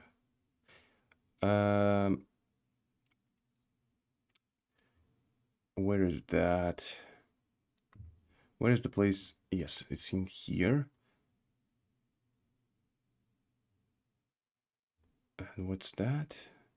Yes, that's the loading context. It's try to take level, and once it takes the level, I want also to iterate over doors. All right, it does not have the access to the container, but for now we'll make that public. Doors, and I want to assign to create maybe not to yes, I want to assign the texture, the procedural UI texture to the to those billboards that we have seen in the 3ds Max and the editor. So to do that, I want to basically iterate over doors. So for door handle door in this, and in here self door UI container, I want to try create UI, and in here I want to font. Where is the font? Okay, let's see where this created. Journal display new, smaller font, and I don't store it anywhere. I probably should store this smaller font. Shared font. I should store this instance in the game. Will not load it every time I need it. And in here I want to basically go in here, clone that, and pass a door handle. All right. And yes, probably, yeah, we'll return to the previous name. And I also want that to return the texture. And with that, so let y be equals to this UI and UI render target clone. Like this, and that will return the texture that we need to apply to the billboard. All right, so now we should go to the door, and what we should do in here, yes, fn apply screen texture. So to apply the texture on the door, what we need to do, we need to find all the billboards. So to do that, we need graph, we need texture, this one.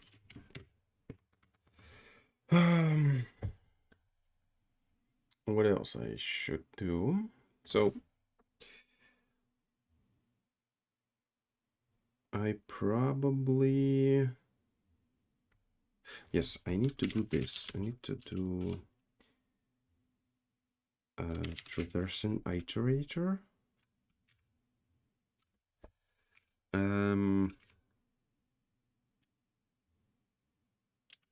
Yes, I need to. So I will explain that in a second. I'm a bit not stuck, but I'm thinking. So yeah, we want to basically iterate over the tree, in the graph, and find all the billboards. To do that, you want to do this and start iteration from the node, not the node one. So in here we want to check that will be not handle, that will be node. And if node name starts with door UI, is that correct? The door UI, correct? If that starts from door UI, we basically want to do this as mesh. What we else wanna do? Take the material. All right, we need to take the first surface. Mesh is 0. There's a 0, 0, 0 material. Set. All right, unwrap. What that returns? All right, it should be locked. Set property, and since it uses the standard material, should assign the diffuse on it. And to assign the diffuse texture, what we will assign in here to be a property value, that will be a sampler.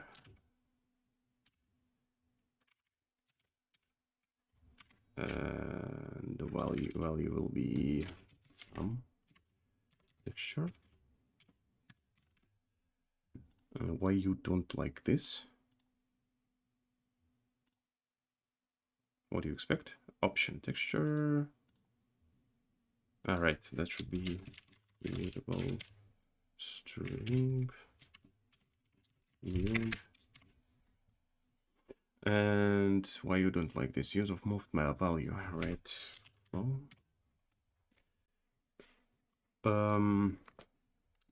apply screen texture. So yeah, that's basically it. As the next step, we should go in here, call this, and where the graph. All right, we can go in here. Level doors, the scene graph, and the texture will be the texture. Okay, so let's see what we will have if it at least compiles. Nope, it doesn't. Why?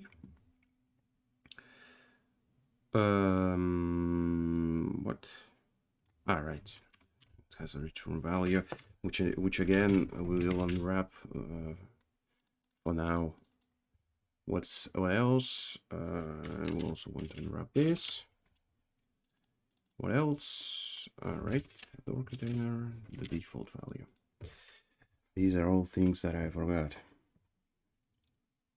Borrow of moved value UI. All right, that's could be fixed like this. Texture.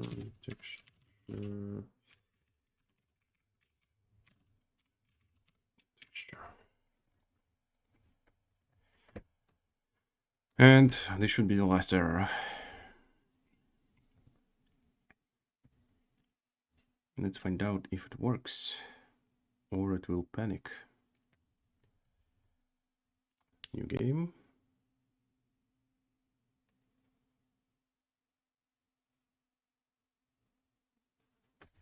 Okay, it didn't panic. All right, and we have the open question mark, but in a very weird irritation. But I'm happy that it is working. So what we need to do is to go to the 3ds Max again and to rotate that by 90 degrees I hope in this direction. This. And which direction should I rotate this side? If I rotate it in this direction and this was rotated like so, I should rotate it counterclockwise. Minus the what the like so. And export that.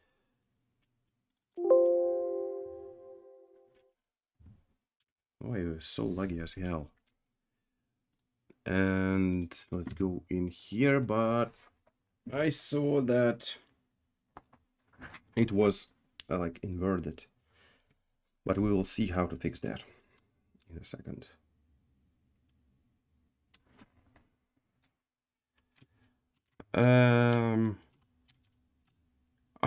That's close enough, but it's mirrored. We'll fix that. We'll fix that too. So yeah, we basically want to mirror the UV coordinates of those two meshes. And to do that, there is a modifier called VXform, and util is the x-axis. Maybe we should call it flip. Maybe no, I don't trust that. And the same in here. VXform -1. Export.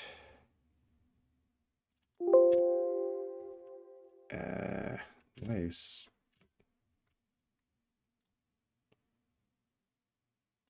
Let's try again. And we also should add an image, because right now we don't have an image that we want to render.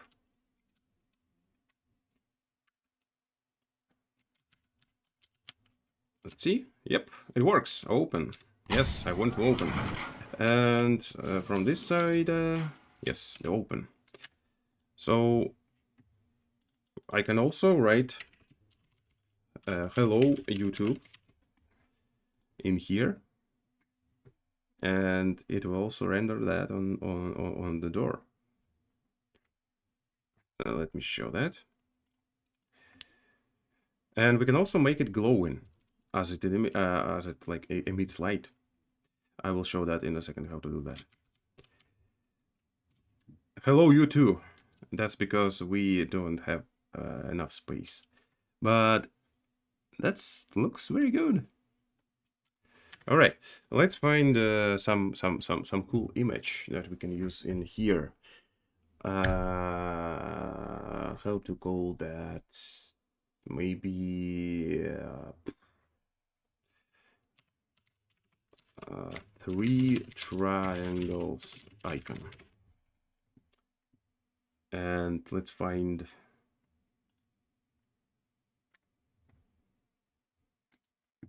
vector stock.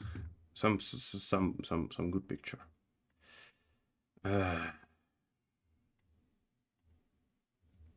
Or maybe not this. I don't know really what I want. Maybe like, oh, like so. I like this. Yeah.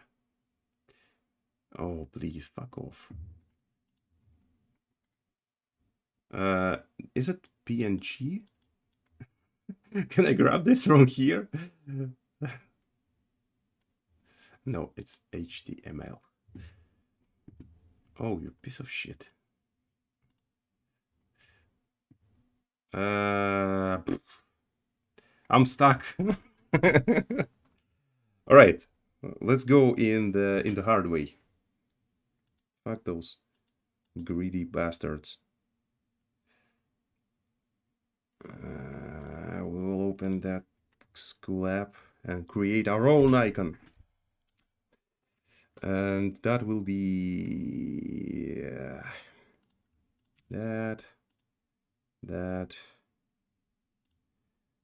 and this is the ugliest triangle I've ever saw.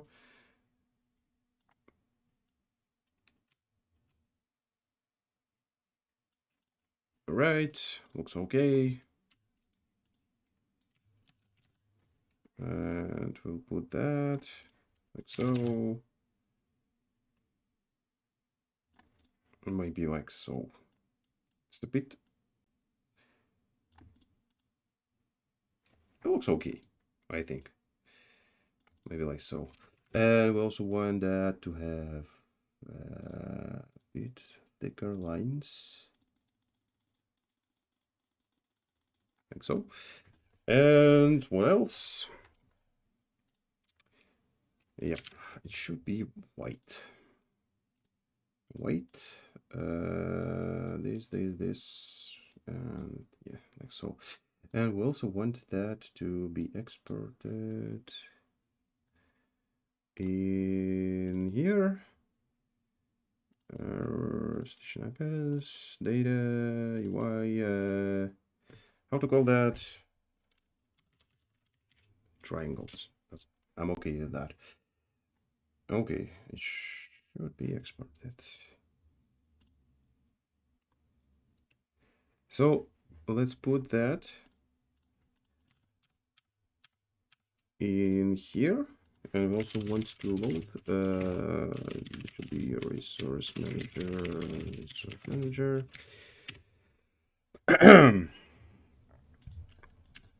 And we also want to put that texture in here. What it should be into texture, resource manager, this texture. What's the path? The path should be data UI triangles. Oh, don't get damn it! I made a mistake.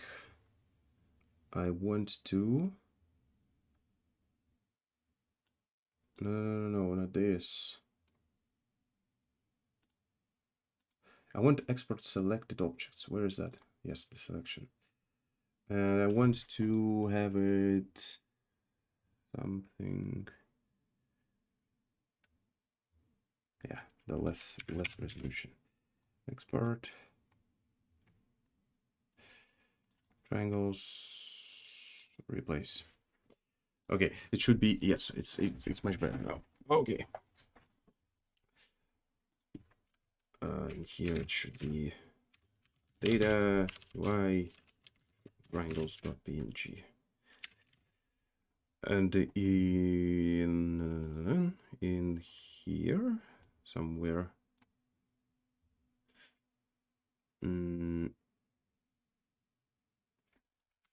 create UI.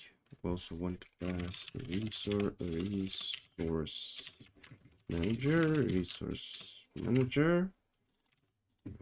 in here. All right. And as a last step, we want to pass the resource manager in here, and that will be the self engine resource manager clone. Okay. That should be it. Let's see. What? Ah, right. There's the second parameter. None.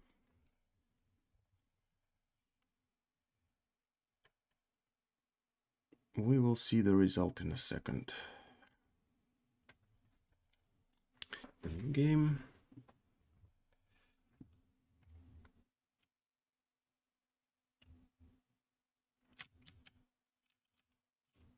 Okay, something went wrong. I think the triangles PNG is loaded. Yes, but all right.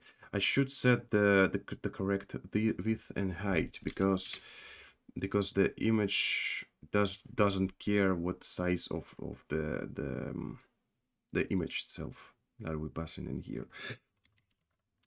It basically does not know that the texture has any dimensions.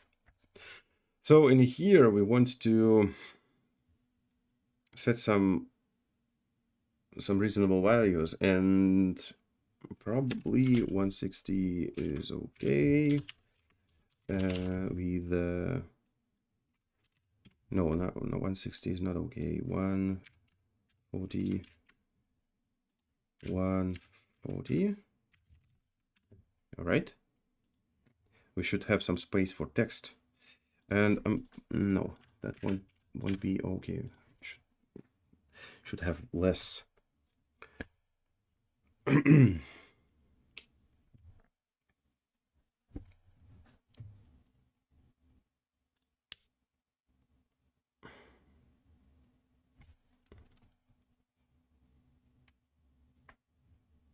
All right, let's see. Okay, we have good news. Open, and our three triangles, whatever that means. We also want to make this text to be horizontal, center horizontally.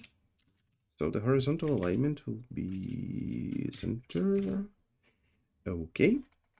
And as a last step, maybe not the last step. I'm not done yet. Right. Material.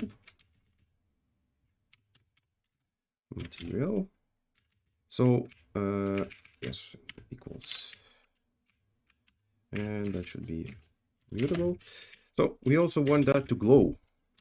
And to make that glowing, we also want to set the appropriate value to the emission strength. Emission strength.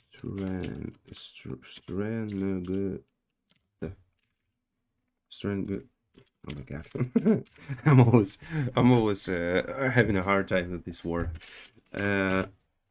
And as a value, it wants to create a vector and put some what you don't like. All right, it should be property value vector 3.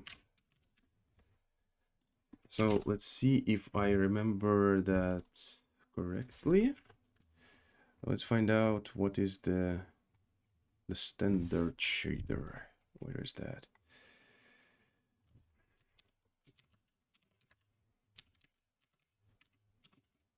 Shader, right? It's in here. Standard source. All right, so this is the full list of the properties. And I'm interested in this one, and I correctly set this. All right, I'm actually a bit confused because yeah, we will basically set it to default value. Right. We want to have the emission texture assigned, right? Exactly. And as an emission texture, probably we will create. Where is that? No. Where's the paint? Yes, let's change that. We'll set the 1 pixel white. That's okay. And the BMP is okay. And that's gonna be white pixel. We want that to be as bright as possible. So white pixel is what we need.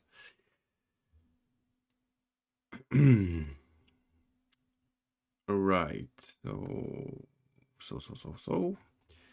So to do that, we need to go in here and add the new parameter called resource manager. Resource manager.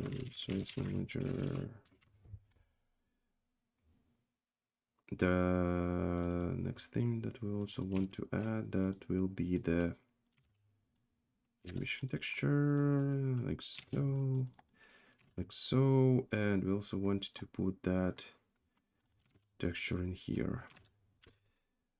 This texture data white pixel BMP. Oh, not some. Oh, God damn it. None. That's the import options.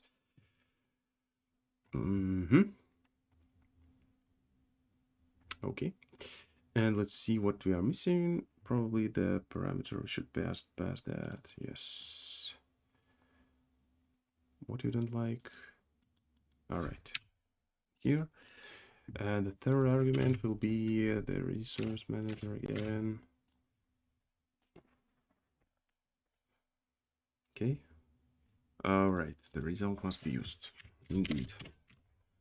But we will unwrap that.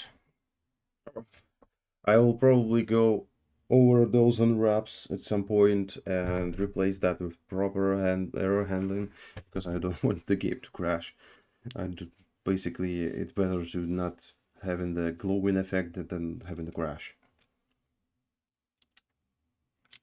And yeah, I see that glows. So it glow in, and that will be glowing in the dark. So we see that the surroundings is pretty dark, but the image is very bright.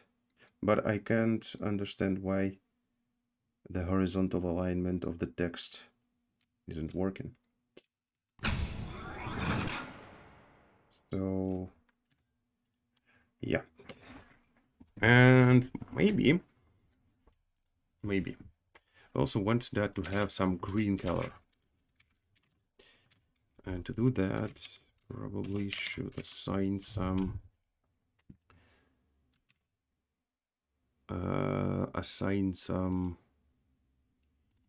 diffuse color. And as a diffuse color, we will pick bright green color, green. Yes, green. What else? I want to check if where is that in here? I want to check why the horizontal text alignment does not work. Ah, right. I need to set the width, self width, height, self height. Okay. Let's see. It should be now centered, and it should also be green, glowing green.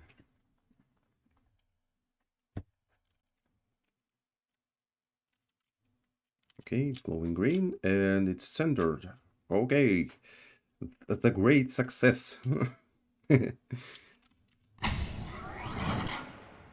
And okay, that looks pretty cool. I should agree with that.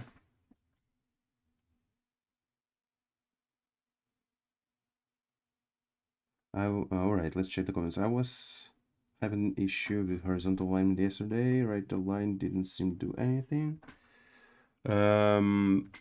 Let's see. That's easy to find out if it works. Ah, right. So there are basically two ways to set the alignment on the text. But let's see if it works or not. But it should work. Let's see. It works. Probably.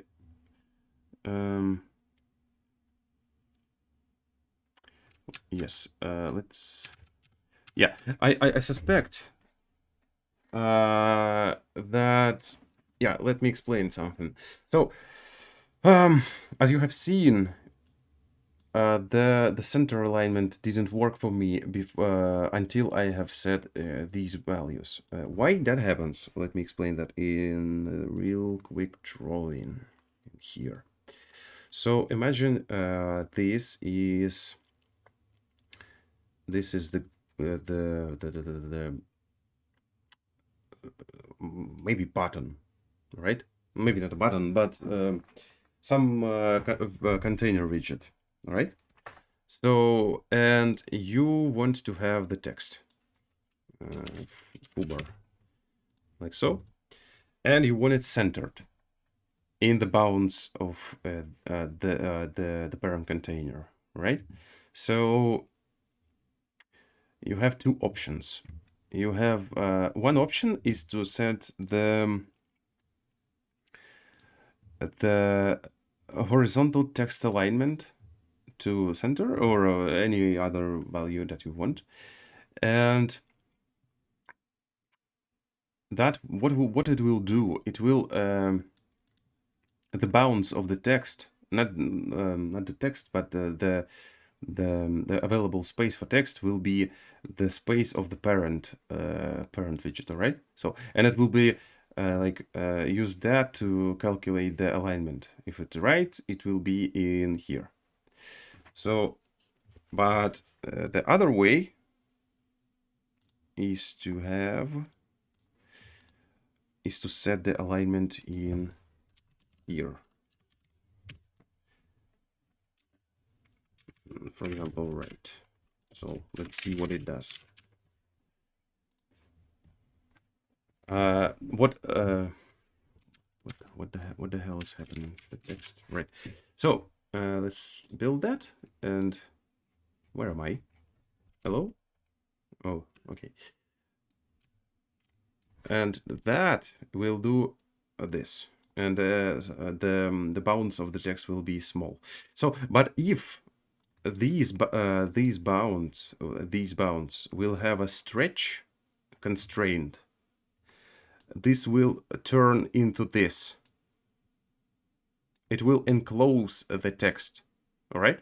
So you either want to have you either want to set the strict values for width and height, or you want to yes, something like that. Or if you have a grid, you want to have if your text inside of a grid cell, you want the grid to have a fixed bounds. All right. So I hope that makes sense. It may sound confusing, but please let me know if you have any troubles. I will help you like when I have time. Basically, I now have time, so just ask. And please post some code, okay? That will be very helpful for me. So as you can see, it works either ways, okay? But why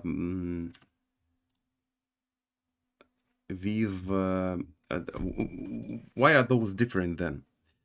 Why do you need two alignments? Because the text can be multi-line, okay? So if you have a multi-line text and you want the all lines to be centered within given bounds, you want to set the alignment on the text itself. Then it will calculate the proper position for every line, not the entire text, okay? So yeah, if you have any troubles, just like post it in the Discord server, and I will help you. But there's no problems. Yeah, probably. Yeah, I should actually continue on the book, because the UI system and everything in the engine is not so simple. It for me it's like as you can see, I'm like a fish in the water. that's my invention, and so I know every corner of it. So I want to share with people how it works, but it takes crazy amount of time to write, and I also want to finish the game, because it's also already like in a year or so in the production, and so yeah, I basically don't want to burn out writing the book. I am, as you can see, I'm balancing. between between various stuff. Today I can write something in the engine, like tomorrow I can write something in the game or editor and something like that, and that allows me to like keep keep my keep my head fresh, something like that. So yeah, probably if you guys don't have any questions, I will probably end the stream because I did all I wanted for today, and I'm very tired right now. So I will like do another stream maybe in a few days. So and that will be about yeah, basically creating other stuff in the game. There's a lot of stuff to do. We need to start scripting. So as the next thing we will do next is probably the creating the game situations, like maybe I don't know really. I need to write a design document and think all the moments I want to be on this level. And we will basically use that document to implement the stuff. Because I don't want to do that on the fly, because these were like easy stuff. And creating the gameplay is a bit more complex. So I have a lot of stuff written already, and yeah, I need to like continue writing this section. And as you can see, I need to write dialogues between employees. I need to yeah, create gameplay situations. As you can see, I have something in here already, but this is like too small. And I also messed up with the plan. I was too optimistic when I set this to a week. Like gray boxing took like 3 days, and gameplay will take yeah, maybe I should have a 2 week for each level, and that I will finish maybe on February, or maybe even in March, something like that. And when every gameplay part will be ready on the levels, only then I can start